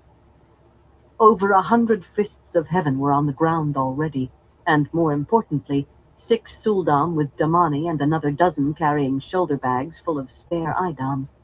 The second flight would be lifting from the hills to the south with reinforcements. Better if more had come in the first strike, but there were few enough Torakan with the high lean, and strong rumor had it that many of those had been given the task of ferrying the High Lady Suroth and her entire entourage down from Amadisia. Bad to think ill of the blood, yet she wished more Torakan had been sent to Abu Dar. No Morat Rakan could think well of the huge, ungainly Torakan, fit only to carry burdens, but they could have put more fists of heaven on the ground faster, more Suldam. Rumor says there are hundreds of Marat Domani down there, Elias said loudly against her back. In the sky, you had to speak loudly, over the rush of wind. Do you know what I'm going to do with my share of the taking gold? Buy an inn. This Abu Dar looks a likely place, what I saw of it. Maybe I'll even find a husband, have children. What do you think of that? Chulain grinned behind her windscarf. Every flyer talked of buying an inn, or a tavern, sometimes a farm. Yet who could leave the sky? She patted the base of Sagani's long, leathery neck. Every woman flyer, 3 and 4 were women, talked of a husband and children, but children meant an end to flying too. More women left the Fists of Heaven in a month than left the sky in half a year. "I think you should keep your eyes open," she said. But there was no harm in a little talk. She could have seen a child move in the olive groves below, much more anything that might threaten Fists of Heaven. The most lightly armored of soldiers, they were about as hard as the Death Watch Guard. Some said harder. "I'll use my share to buy a Damani and hire a Suldam." If there were half as many Marat Damani down there as rumor claimed, her share would buy 2 Damani, 3. A Damani trained to make skylights. When I leave the sky, I'll be as rich as one of the blood. They had something called fireworks here. She'd seen some fellows vainly trying to interest the blood in Tanchico. But who would watch such a pitiful thing compared to the skylights? Those fellows had been bundled out and dumped in the road outside the city. "The farm!" Elias shouted, and suddenly something hit Sagani hard, harder than the worst storm gust Tulane had ever felt, tumbling him wing over wing. Down the Rockin plunged, screaming his raucous cry, spinning so fast that Tulane was pulled tight against her safety straps. She left her hands on her thighs, tensed on the reins, but still. Sagani had to pull out of this himself. Any twitch on the reins would only hinder him. Rolling like a gambling wheel, they fell. Murat Rockin were taught not to watch the ground if a Rockin fell, whatever the reason, but she could not help estimating her height every time a whip-like tumble brought the ground into sight. 800 paces, 600, 4, 2. The light illumined her soul, and the infinite mercy of the Creator protect her from... With a snap of his broad wings that jerked her sideways and rattled her teeth, Sagani leveled out, the tips of his pinions brushing treetops as they swept down. With a calmness born of hard training, she checked the motion of his wings for strain. Nothing, but she would have a Murat Rockin examine him thoroughly anyway. A tiny thing that might slip by her eyes would not escape a master. "It seems we've escaped the Lady of the Shadows one more time, Elia." Turning to look over her shoulder, she let her words tail off. A length of broken safety strap trailed back from the empty seat behind her. Every flyer knew that the lady Right back, waited at the everyone. bottom of the long fall, but knowing never made seeing easier. Offering a quick prayer for the dead, she firmly pushed herself back to duty and urged Sagani to climb, a slow, spiraling climb in case of some hidden strain, but as quick as she thought safe. Maybe a little quicker than safe.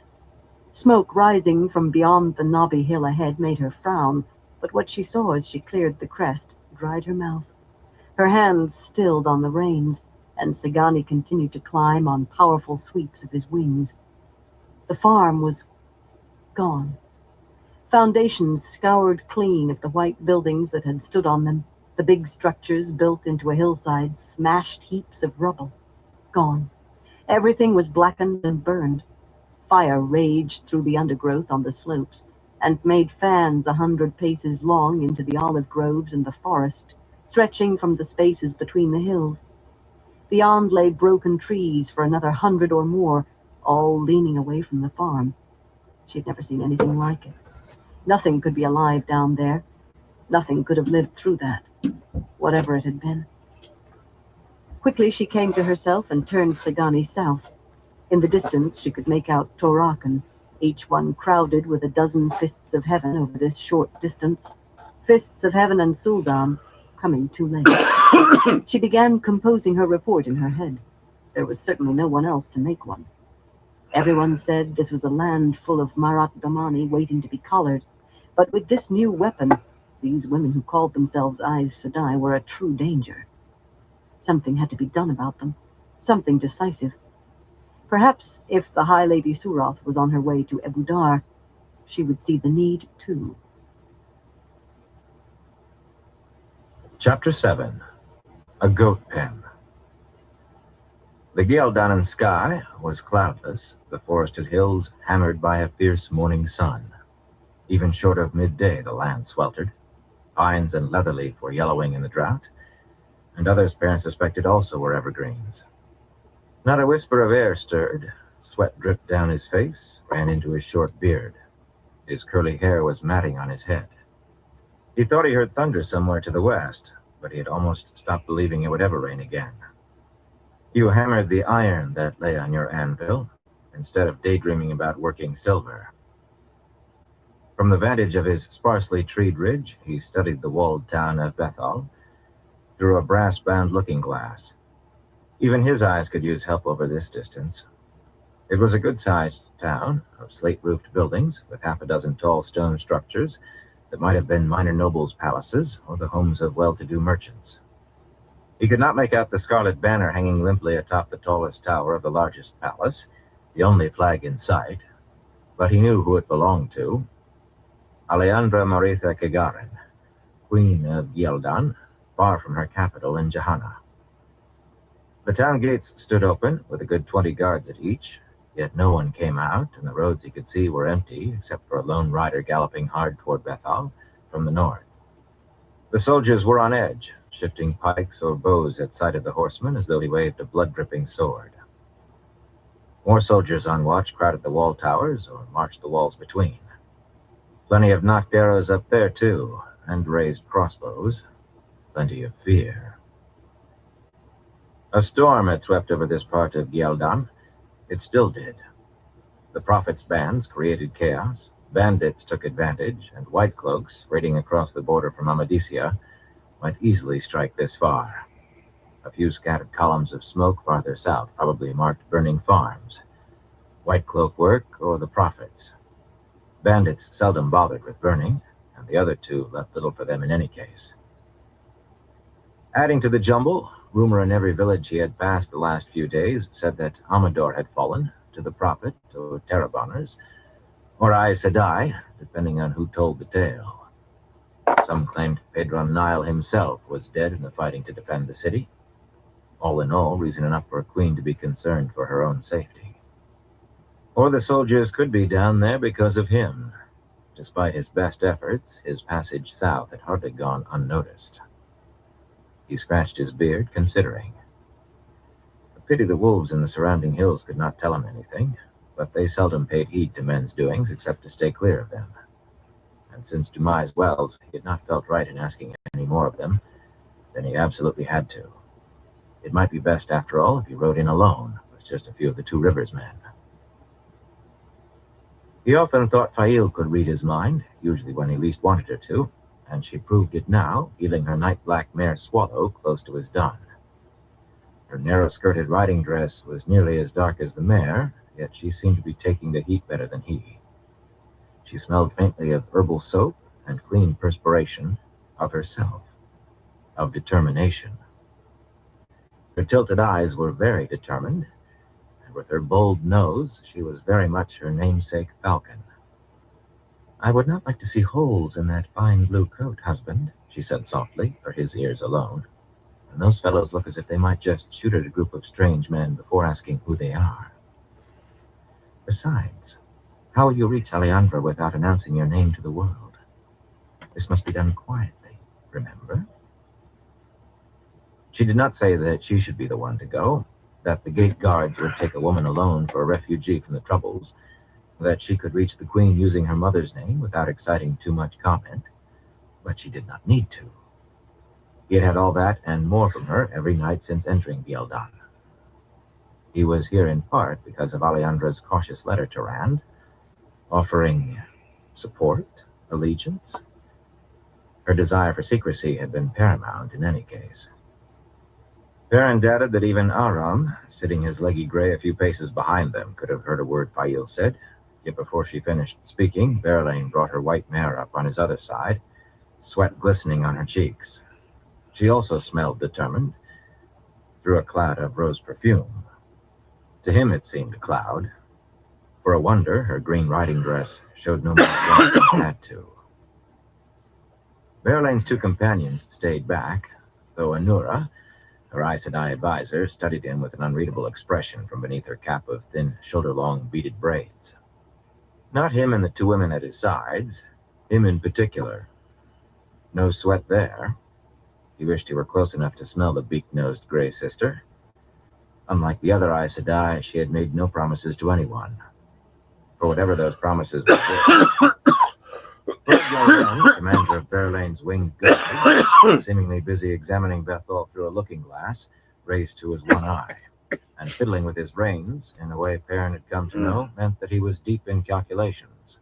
Probably how to take Bethel by force. Gallienne always saw the worst possibility first. I still think I should be the one to approach Alejandra, Berlane said. This, too, Perrin had heard every day. It is why I came, after all. That was one of the reasons. Honora will be granted an audience at once and take me in with none the wiser save Alejandra. A second wonder, there had not been a hint of flirtation in her voice. She seemed to be paying as much attention to smoothing her red leather gloves as to him. Which one? The trouble was, he did not see. Sioned, the second Aes Sedai who had come to the ridgeline, stood beside her bay gelding a little way off, near a tall, drought-withered blackwood, looking not at Bethel, but the sky. The two pale-eyed wise ones with her made a sharp contrast, faces sun-dark to her pale complexion, fair-haired to her dark, tall to her short, not to mention their dark skirts and white blouses contrasting to her fine blue wool. Necklaces and bracelets of gold and silver and ivory draped Idara and Nevarren, while Sioned wore only her great serpent ring. They were young to her ageless. The wise ones matched the Green Sister for self-possession, though, and they were studying the sky, too. Do you see something? Perrin asked, putting off the decision. We see the sky, Perrin Ebara, Idara said calmly, her jewelry making a soft clatter as she adjusted the dark shawl looped over her elbows. The heat seemed to touch the Aiel as little as it did the Aes Sedai. If we saw more, we would tell you. He hoped they would. He thought they would. At least, if it was something they believed Grady and Neil might see too. The Tuashaman would not keep it secret. He wished they were there instead of back in the camp. More than half a week ago now, a lace of the one power streaking high across the sky had created quite a stir among the Aes Sedai and Wise Ones. And with Grady and Neil. Which fact had made a bigger stir still, as close to panic as any Aes Sedai was likely to come. Ashaman, Aes Sedai, and Wise Ones all claimed they could still feel the power faintly in the air, long after that bar of lace vanished, but nobody knew what it meant. Neil said it made him think of wind, though he could not tell why. No one would voice more of an opinion than that, yet if both the male and female halves of the power were visible, it had to be the Forsaken at work, and on a huge scale. Wondering what they were up to, had kept Perrin awake late most nights since. In spite of himself, he glanced to the sky, and saw nothing, of course, except a pair of pigeons. Abruptly, a hawk plummeted into his sight, and one of the pigeons was gone in a spray of feathers. The other winged on frantically toward Bethel. Have you reached a decision, Perrin Ebara? Nevarren asked, a touch sharply. The green-eyed wise one appeared even younger than Idara, perhaps no older than he was, and she did not quite have the blue-eyed woman's serenity. Her shawl slid down her arms as she planted hands on hips, and he half expected her to shake a finger at him, or a fist. She reminded him of Nynaeve, though they surely looked nothing alike. Nevarren would have made Nynaeve look plump. What use our advice if you will not listen? She demanded. What use? Bail and Berlain sat straight in their saddles, both as proud as they could be, both smelling expectant and uncertain at the same time, and irritated at being uncertain. Neither liked that one speck. Sioned was too far to send her scent, but compressed lips gave her mood well enough. Idara's command not to speak unless spoken to infuriated her. Still, she certainly wanted him to take the Wise One's counsel. She stared at him intently, as though the pressure of her eyes could push him the way they wanted him to go. In truth, he wanted to choose her, yet he hesitated. How far did her oath of fealty to Rand truly hold? Further than he would have believed by the evidence seen so far, but still, how far could he trust an Aes Sedai? The arrival of Seonid's 2 warders spared him for another few minutes. They rode up together, though they had gone out separately, keeping their horses well back into the trees along the ridgeline, so they would not be seen from the town. Buren was a Tyran, nearly as dark as good soil, with gray streaking his curly black hair, while Terrell, a Mirandian, was 20 years younger, with dark reddish hair, curled mustaches, and eyes bluer than Idara's, yet they were stamped from the same mold, tall and lean and hard. They dismounted smoothly, cloaks shifting colors and vanishing in a queasy-making way, and made their reports to Seonid, deliberately ignoring the wise ones. And Baron. "It's worse than back north," Buren said disgustedly. A few drops of sweat beaded on his forehead, but neither man appeared much affected by the heat. "The local nobles are shut up in their manors of the town, and the Queen's soldiers keep inside the town walls. They've abandoned the countryside to the Prophet's men. And the bandits, though those seem scarce around here. The Prophet's people are all over. I think Alejandro will be happy to see you." "Rabble," Terrell snorted, slapping his reins on his palm. "I never saw more than 15 or 20 in one place, armed with pitchforks and boar spears mainly. Ragged as beggars they were. Fit for scaring farmers, to be sure, but you'd think the Lord to be rooting them out and hanging them in bunches. The Queen will kiss your hand to see a sister." Seonid opened her mouth, then glanced up at Idara, who nodded. If anything, gaining permission to speak tightened the Green's mouth more. Her tone was mild as butter, though. "There is no more reason to put off your decision, Lord Ebara." She emphasized that title a bit, knowing exactly how much right he had to it. "Your wife can claim a great house, and Berlane is a ruler. Yet Saldaean houses count little here, and Mayen is the smallest of nations. An Aes Sedai for an emissary will put the weight of the White Tower behind you in Aleandra's eyes." Perhaps recalling that Anura would do for that as well as she hurried on. "Besides, I have been in Gildan before, and my name is well known. Alejandra will not only receive me immediately, she will listen to what I say." "Nevarin and I will go with her," Idara said, and Nevarin added, "We will make sure she says nothing she should not." Seonid ground her teeth audibly to Perrin's ears, and busied herself smoothing her divided skirts, eyes carefully down. Anura made a sound, very nearly a grunt, and turned her head from the sight.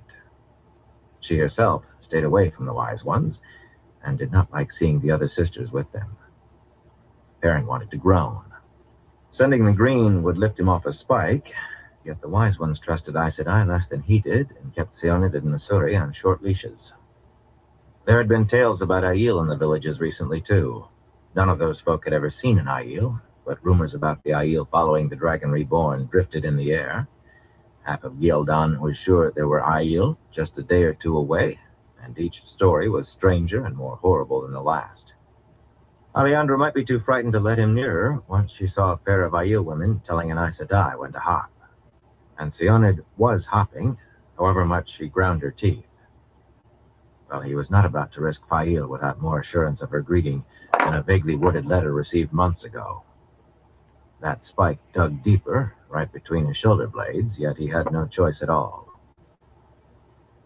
"A small party will get through those gates easier than a large," he said finally, stuffing the looking glass into his saddlebags. It would set fewer tongues wagging as well. "That means just you and Anura, Berlane. And maybe Lord Galien. Likely they'll take him for Anura's warder." Berlane chortled in delight, leaning to clasp his arm with both hands. She did not leave it at that, of course. Her fingers squeezed caressingly, and she flashed a heated smile of promise, then straightened before he could move, her face suddenly innocent as a babe's. Expressionless, Fail focused on pulling her gray riding gloves snug. By her scent, she had not noticed Berlane's smile. She hid her disappointment well. "I'm sorry, Fail," he said, but outrage flared in the smell of her like thorns. "I am certain you have matters to discuss with the first before she goes, husband," she said calmly. Her tilted eyes were pure serenity, her scent sand burrs. Best you see to her now. Pulling Swallow around, Fail walked the mare over to a plainly fuming Seonid and the tight-faced wise ones, but she did not dismount or speak to them. Instead, she frowned down at Bethel, a falcon staring from her eyrie. Perrin realized he was feeling at his nose and pulled his hand down. There was no blood, of course. His nose only felt as if there should be. Berylane needed no last-minute instructions. The First of Mayenne and her gray advisor were all impatience to be off, all certainty they knew what to say and do. Yet Perrin stressed caution anyway, and emphasized that Berylane, and only Berylane, was to speak with Alejandra. Anura gave him one of those cool Aes Sedai looks and nodded, which might have been agreement or might not. He doubted he could get more out of her with a pry bar. Berlane's lips curled in amusement, though she agreed with everything he said. Or said she did. He suspected she would say anything to get what she wanted, and those smiles in all the wrong places bothered him. Galien had put his looking-glass away, but he was still playing with his reins, no doubt calculating how to carve a way out of Bethal for the two women. Perrin wanted to growl. He watched them ride down to the road with worry. The message Berylane carried was simple.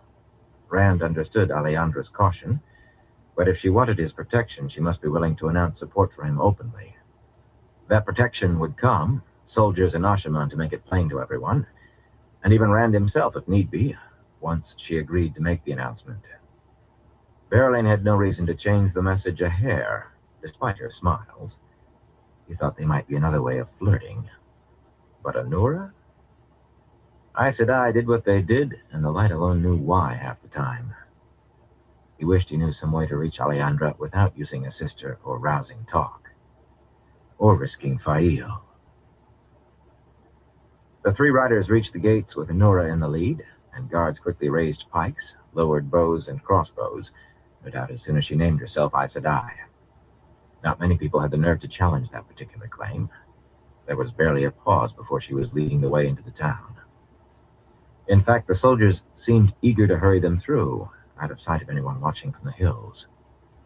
Some peered at the distant heights, and Perrin did not need to smell them to sense their unease over who might be hidden up there, who might improbably have recognized a sister. Turning north, toward their camp, Perrin led the way along the ridge until they were out of sight from Bethal's towers, then slanted down to the hard-packed road. Scattered farms lined the road, thatch-roofed houses and long, narrow barns, withered pastures and stubbled fields and high-walled stone goat pens. But there was little livestock to be seen and fewer people. Those few watched the riders warily, geese watching foxes, stopping chores where they stood until the horses passed on. Aram kept as close an eye on them in return, sometimes fingering the sword hilt rising above his shoulder, perhaps wishing to find more than farm folk. Despite his green-striped coat, little tinker remained in him. Idara and Navarin walked beside Stepper, seemingly out for a stroll, yet keeping pace easily despite their bulky skirts. Seonid heeled them on her gelding, Fiorin and Turl at her own back. The pale-cheeked green pretended that she simply wanted to ride a careful 2 paces behind the wise ones, but the men scowled openly. Warders often had a greater care for their Aes Sedai's dignity than the sister did herself, and Aes Sedai had enough for queens. Fail kept Swallow on the far side of the Aiel women, riding in silence, apparently studying the drought-scarred landscape. Slim and graceful, she made Perrin feel a little clumsy at the best of times. She was Quicksilver, and he loved it in her usually, but a slight breath of air had begun to stir, enough to keep her scent mingled with the rest. He knew he should be thinking about Alejandra and what her answer would be, or better still, the prophet and how to find him once Alejandra replied. However she did, but he could not find room in his head. He had expected Fail to be angry when he chose Berylane, for all that Rand supposedly had sent her for the purpose. Fail knew he did not want to send her into danger, into any risk of danger, a fact she disliked more than she did Berylane. Yet her scent had been soft as a summer morning, until he tried to apologize. Well, apologies usually stoked her anger, if she already was angry, except when they melted her temper anyway. But she had not been angry. Without Berlin, everything ran as smooth as silk satin between them, most of the time. But explanations that he did nothing to encourage the woman, far from it, earned only a curt, "Of course you don't," in tones that called him a fool for bringing it up. But she still grew angry, with him, every time Berlin smiled at him or found an excuse to touch him, no matter how brusquely he put her off, and the light knew he did that. Short of tying her up, he did not know what more he could do to discourage her. Ginger attempts to find out from Fail what he was doing wrong received a light, "Why do you think you've done anything?" Or a not so light, "What do you think you've done?" Or a flat, "I do not want to talk about it." He was doing something wrong, but he could not puzzle out what. He had to, though. Nothing was more important than Fail. Nothing. "Lord Perrin?" Aram's excited voice cut into his brown study. "Don't call me that," he muttered, following the direction of the man's pointing finger to yet another abandoned farm some distance ahead, where fire had taken the roof from house and barn. Only rough stone walls stood. An abandoned farm, but not deserted. Angry shouts rose up there. A dozen or more rough-clad fellows carrying spears and pitchforks were trying to force their way over the chest-high stone wall of a goat pen, while a handful of men within tried to keep them out. Several horses ran loose inside, frightened at the noise and dodging about, and there were 3 women mounted. They were not simply waiting to see how it would all turn out, though. One of the women appeared to be hurling rocks, and even as he looked, another dashed close to the wall to lash out with a long cudgel, while the third reared her horse, and a tall fellow toppled back off the wall to get clear of flashing hooves. But there were too many attackers, too much wall to defend. "I advise you to ride wide," Seon had said. Dara and Navarin turned grim stares at her, but she plowed on, hurry overwhelming her matter-of-fact tone. "Those are surely the Prophet's men, and killing his people is a bad way to begin. Tens of thousands, hundreds of thousands may die if you fail with him. Is it worth risking that to save a handful?" Perrin did not intend to kill anyone if he could help it, but he did not intend to look the other way either. He wasted no time in explanations, though. "Can you frighten them?" he asked Dara. "Just frighten?" He remembered all too well what the Wise Ones had done at Demise Wells. And the Asha'man. Maybe as well Grady and Nield were not there. "Perhaps," Adara replied, studying the crowd around the pen. She half shook her head, shrugged a fraction. "Perhaps." That would have to be good enough. "Aram, Furin, Terrell," he snapped, "with me." He dug in his heels, and as Stepper leaped forward, he was relieved to see the warders following closely. 4 men charging made a better show than 2. He kept his hands on the reins, away from his axe. He was not so pleased when Fail galloped Swallow up alongside him. He opened his mouth, and she arched an eyebrow at him. Her black hair was beautiful, streaming in the wind of their rush. She was beautiful. An arched eyebrow? No more. He changed what he had been about to say. "Guard my back," he told her. Smiling, she produced a dagger from somewhere. With all the blade she carried hidden away, sometimes he wondered how he missed being stabbed just trying to hug her. As soon as she looked ahead again, he gestured frantically to Aram, trying to keep the motion where she could not see. Aram nodded, but he was leaning forward, sword bared, ready to skewer the first of the Prophet's folk he reached. Perrin hoped the man understood he was to guard Fail's back, and the rest of her, if they actually came to grips with those fellows. None of the ruffians had noticed them yet. Perrin shouted, but they seemed not to hear over their own yelling. A man in a coat too big for him managed to scramble atop the wall, and 2 others appeared about to get over. If the Wise Ones were going to do anything, it was past. A thunderclap nearly over their heads almost deafened Perrin, a mountainous crack that made Stepper stumble before regaining his pace. The attackers certainly noticed that, staggering and looking around wildly, some clapping hands over their ears. The man on the wall overbalanced and fell off outside. He leaped up immediately, though, angrily gesturing to the enclosure, and some of his companions leaped back at it.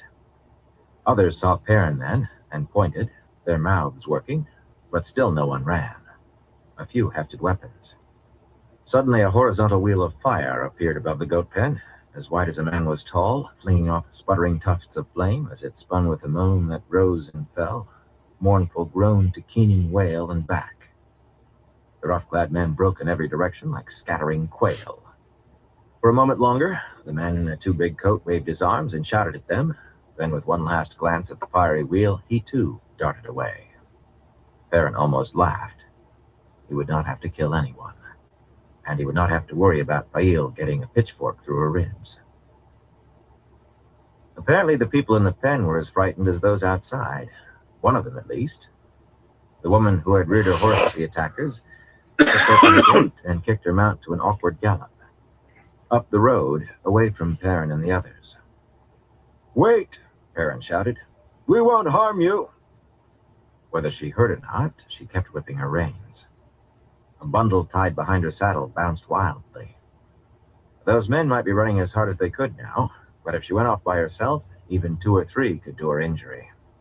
Lying flat on Stepper's neck, Perrin dug in his heels, and the dun shot forward like an arrow.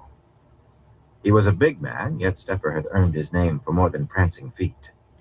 Besides, by its lumbering run, the woman's mount was hardly fit for a saddle.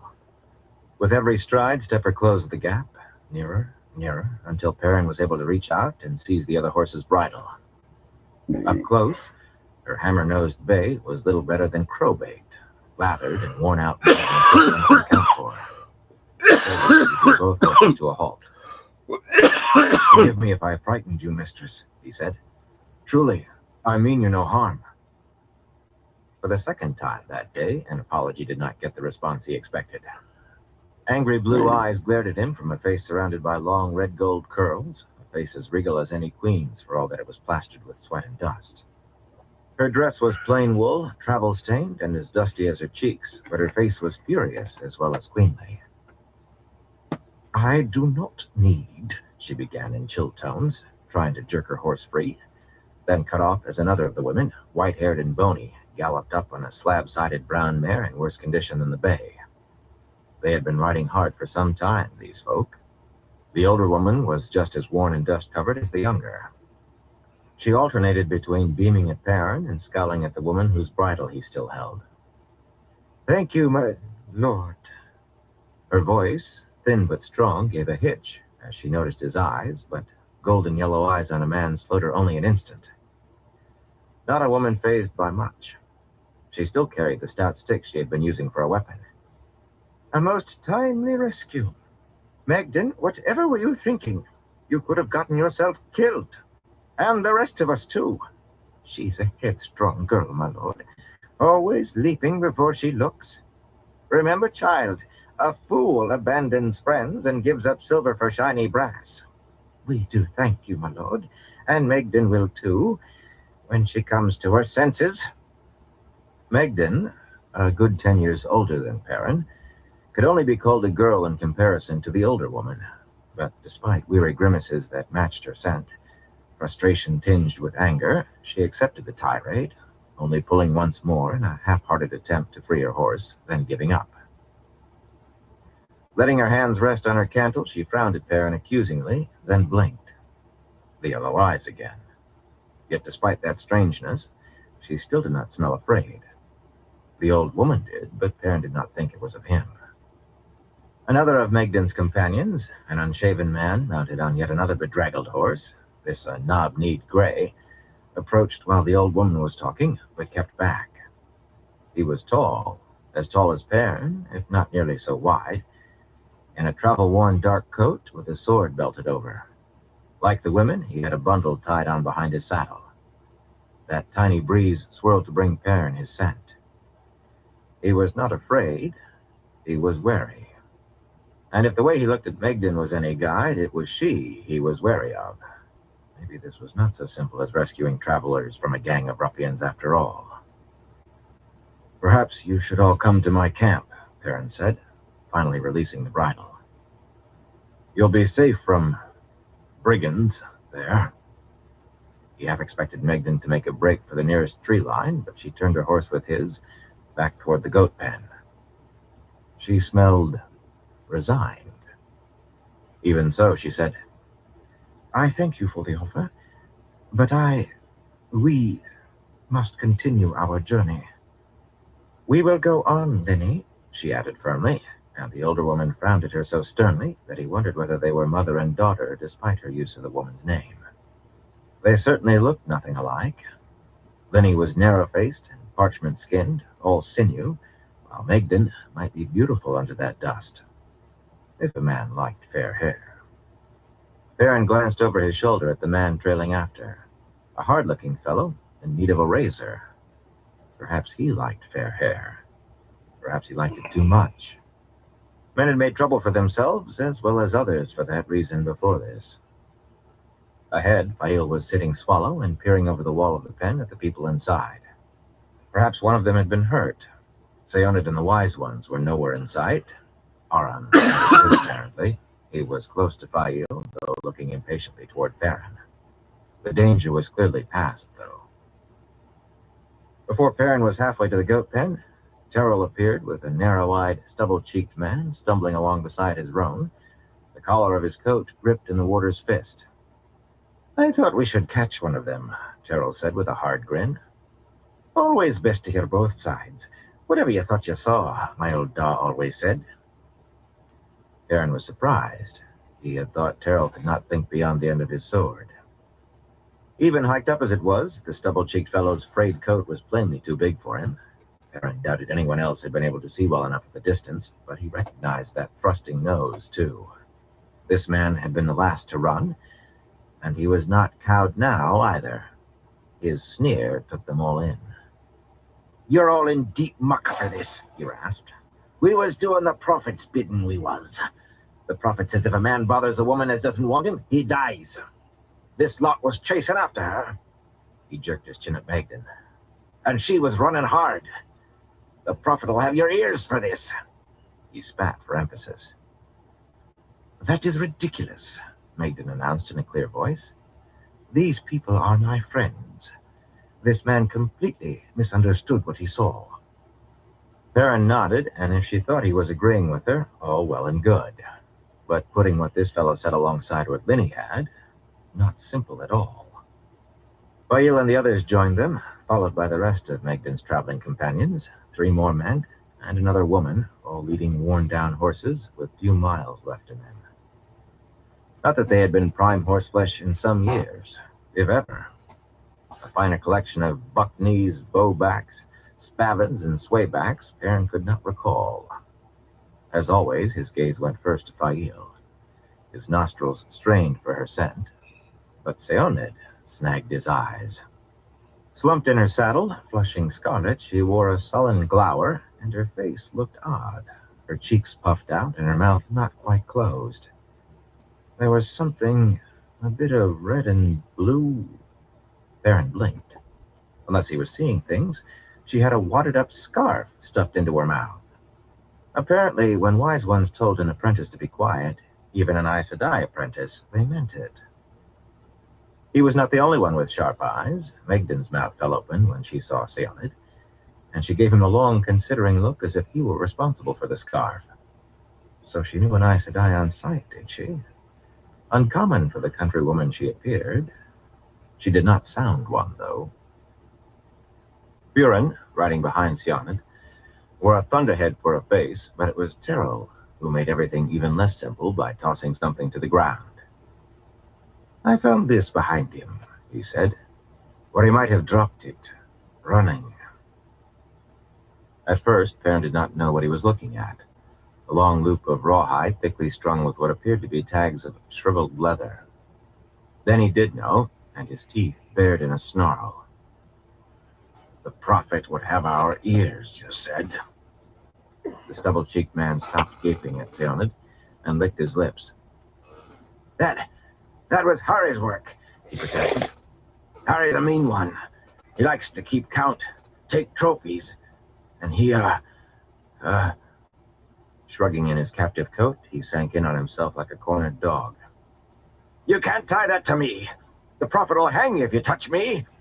He's hanged nobles before, fine lords and ladies. I walk in the light of the blessed Lord Dragon. Perrin walked a step or to the man, careful to keep the Dun's hooves clear of the thing on the ground. He wanted nothing less than to have the fellow's scent in his nose, but he bent down, putting his face closer. Sour sweat warred with fear, panic, a tinge of anger. A pity he could not sniff out guilt. Might have dropped was not had dropped. Close-set eyes widened, and the man pressed back against Terrell's gelding. Yellow eyes had their uses. "If I could tie that to you, you'd hang from the nearest tree," he growled. The fellow blinked, began to brighten as he understood what that meant, but Perrin gave him no time to regain his bluster. "I am Perrin Ibarra, and your precious Lord Dragon sent me here. You spread the word. He sent me, and if I find a man with trophies, he hangs. And if I find a man burning a farm, he hangs. If one of you looks at me cross-eyed, he hangs. And you can tell Masima I said so too." Disgusted, Perrin straightened. "Let him go, Terrell. If he isn't out of my sight in 2 shakes..." Terrell's hand opened, and the fellow dashed off at a dead run for the nearest trees, never so much as glancing back. Part of Perrin's disgust was for himself. Threatening. If one of them looked at him cross-eyed? But if the nameless man had not cut off ears himself, he had watched it and done nothing. Bail was smiling, pride shining through the sweat on her face. Her look washed away some of Perrin's revulsion. He would walk barefoot through fire for that look. Not everyone approved, of course. Seonid's eyes were squeezed shut, and her gloved fists quivered on her reins, as though she desperately wanted to yank that scarf from her mouth Don't and worry, you tell him won't what be she too much thought. longer, boy. He could guess, anyway. Idara and Navarin had gathered their shawls around them and were eyeing him darkly. Oh, yes, he could guess. "I thought it was to be all secrecy," Terrell said casually. Double-cheeked man run. "I thought Masima wasn't to know you were here, till you spoke in his pink ear." That had been the plan. Rand had suggested it as a precaution. Seonid and Missouri had insisted on it every chance they got. After all, prophet of the Lord Dragon or no, Masima might not want to come face to face with someone Rand sent, considering the things he was said to have allowed. Those ears were not the worst, if the 10th part of rumor was to be believed. Idara and the other wise ones saw Masima as a possible enemy, to be ambushed before he could set his own trap. "I'm supposed to stop that," Perrin said, gesturing angrily to the rawhide string on the ground. He had heard the rumors and done nothing. Now he had seen. "I might as well start now." And if Masima decided he was an enemy, how many thousands followed the prophet, out of belief or fear? It did not matter. "It stops, Terrell. It stops." The Mirandian nodded slowly, eyeing Perrin as though seeing him for the first time. "My Lord Perrin," Megden said. He had forgotten all about her and her friends.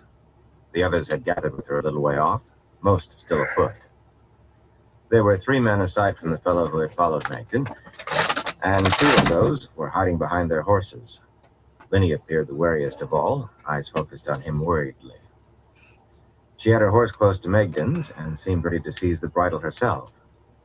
Not to stop the younger woman bolting, but to bolt herself and take Megden with her. Megden herself appeared completely at ease, but she also studied Perrin.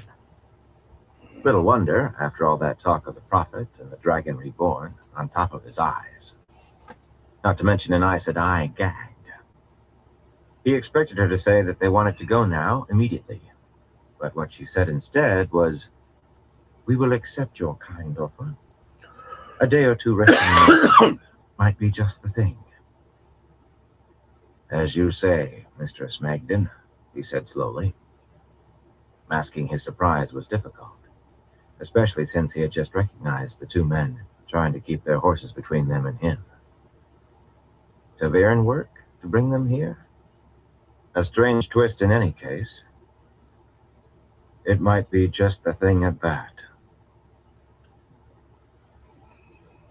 Chapter 8. A simple countrywoman. The camp lay about a league farther on, well back from the road among low wooded hills, just beyond a stream that was 10 paces width of stones and only 5 of water, never deeper than a man's knees. Tiny green and silver fish darted away from the horses' hooves. Casual passers-by were unlikely to come on them here. The nearest inhabited farm was over a mile away, and Perrin had checked personally to make sure those folk took their animals to water elsewhere. He truly had been trying to avoid notice as much as possible, traveling by back roads and the smallest country paths when they could not keep to the forests. A futile effort, really. The horses could be pastured wherever there was grass, but they required at least some grain, and even a small army had to buy food, and a lot of it.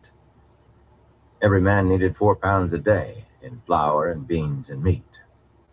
Rumors must have been floating all over Gillidan, though with luck no one suspected who they were. Perrin grimaced. Perhaps they had not, until he went and opened his mouth. Still, he would have done nothing differently. It was 3 camps, really, close to one another and none far from the stream. They traveled together, all following him, obeying him, supposedly.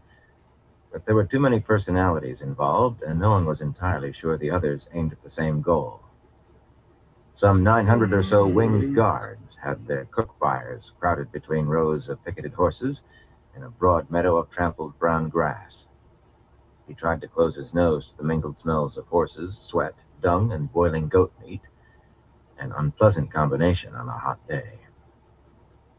A dozen mounted sentries rode a slow circuit in pairs, their long, red-streamered lances all at precisely the same angle, but the rest of the Mayenners had shed breastplates and helmets.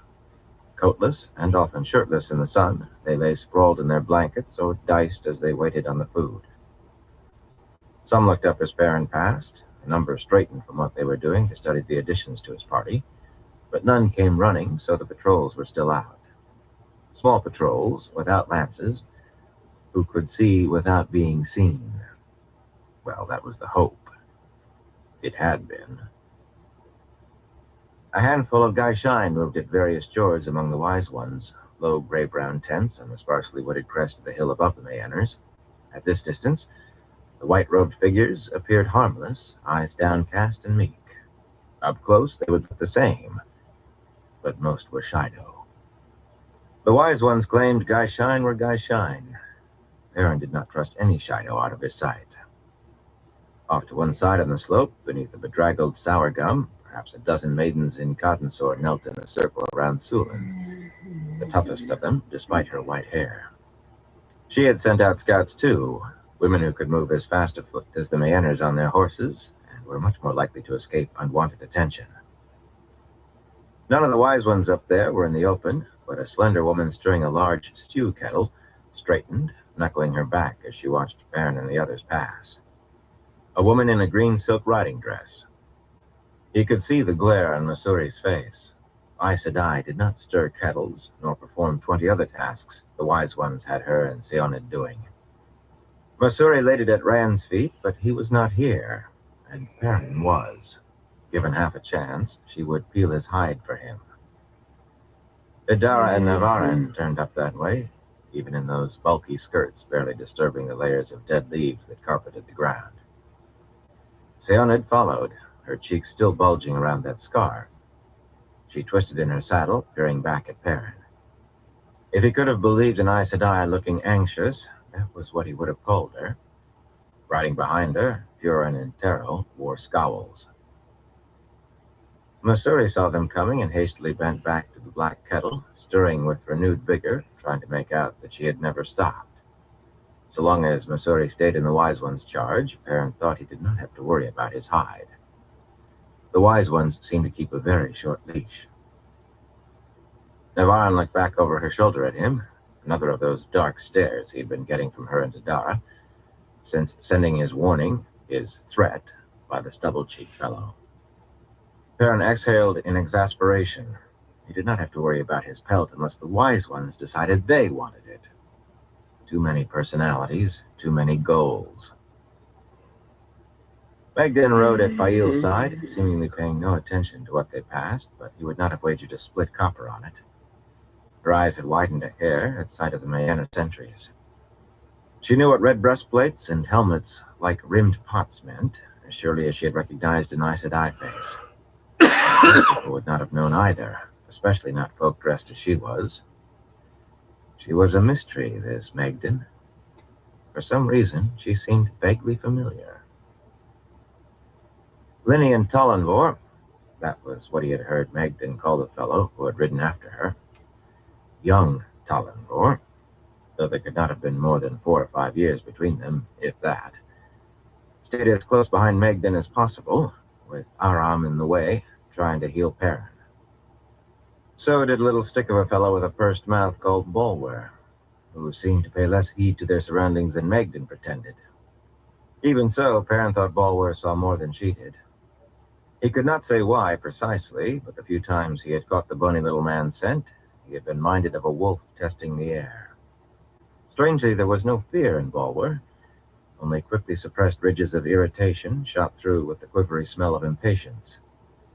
The remainder of Megden's companions trailed along well back. The third woman, Brianna, was whispering fiercely to a hulking fellow who kept his eyes down and sometimes nodded silently, sometimes shook his head. A shoulder striker and street tough, if ever there was one, but the short woman had an edge of toughness about her, too. The last man sheltered behind those two, a stout man with a battered straw hat pulled low to hide his face. On him, the sword the men all wore looked as strange as it did on Bolwer. The third part of the camp, spread out among the trees just around the curve of the hill from the Mayenners, covered as much ground as the winged guards, though it held far fewer people. Here, the horses were picketed well away from the cook fires, so the unblemished smell of dinner filled the air. Roasting goat, this time, and hard turnips the farmers probably had intended to feed to their pigs, even with times as hard as they were. Close on to 300 Two Rivers men who had followed Perrin away from home were tending meat on spits, mending clothes, checking over arrows and bows, all scattered in haphazard clumps of 5 or 6 friends around a fire. Nearly every one of them waved and shouted greetings, though there was too much of Lord Perrin and Perrin Golden Eyes to suit him. Fail had a right to the titles they gave her.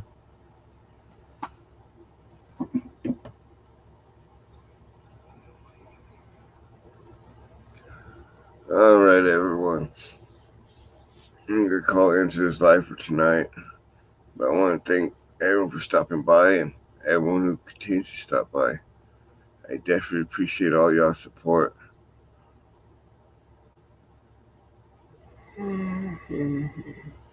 Excuse me. But until next time, everyone, y'all stay safe out there.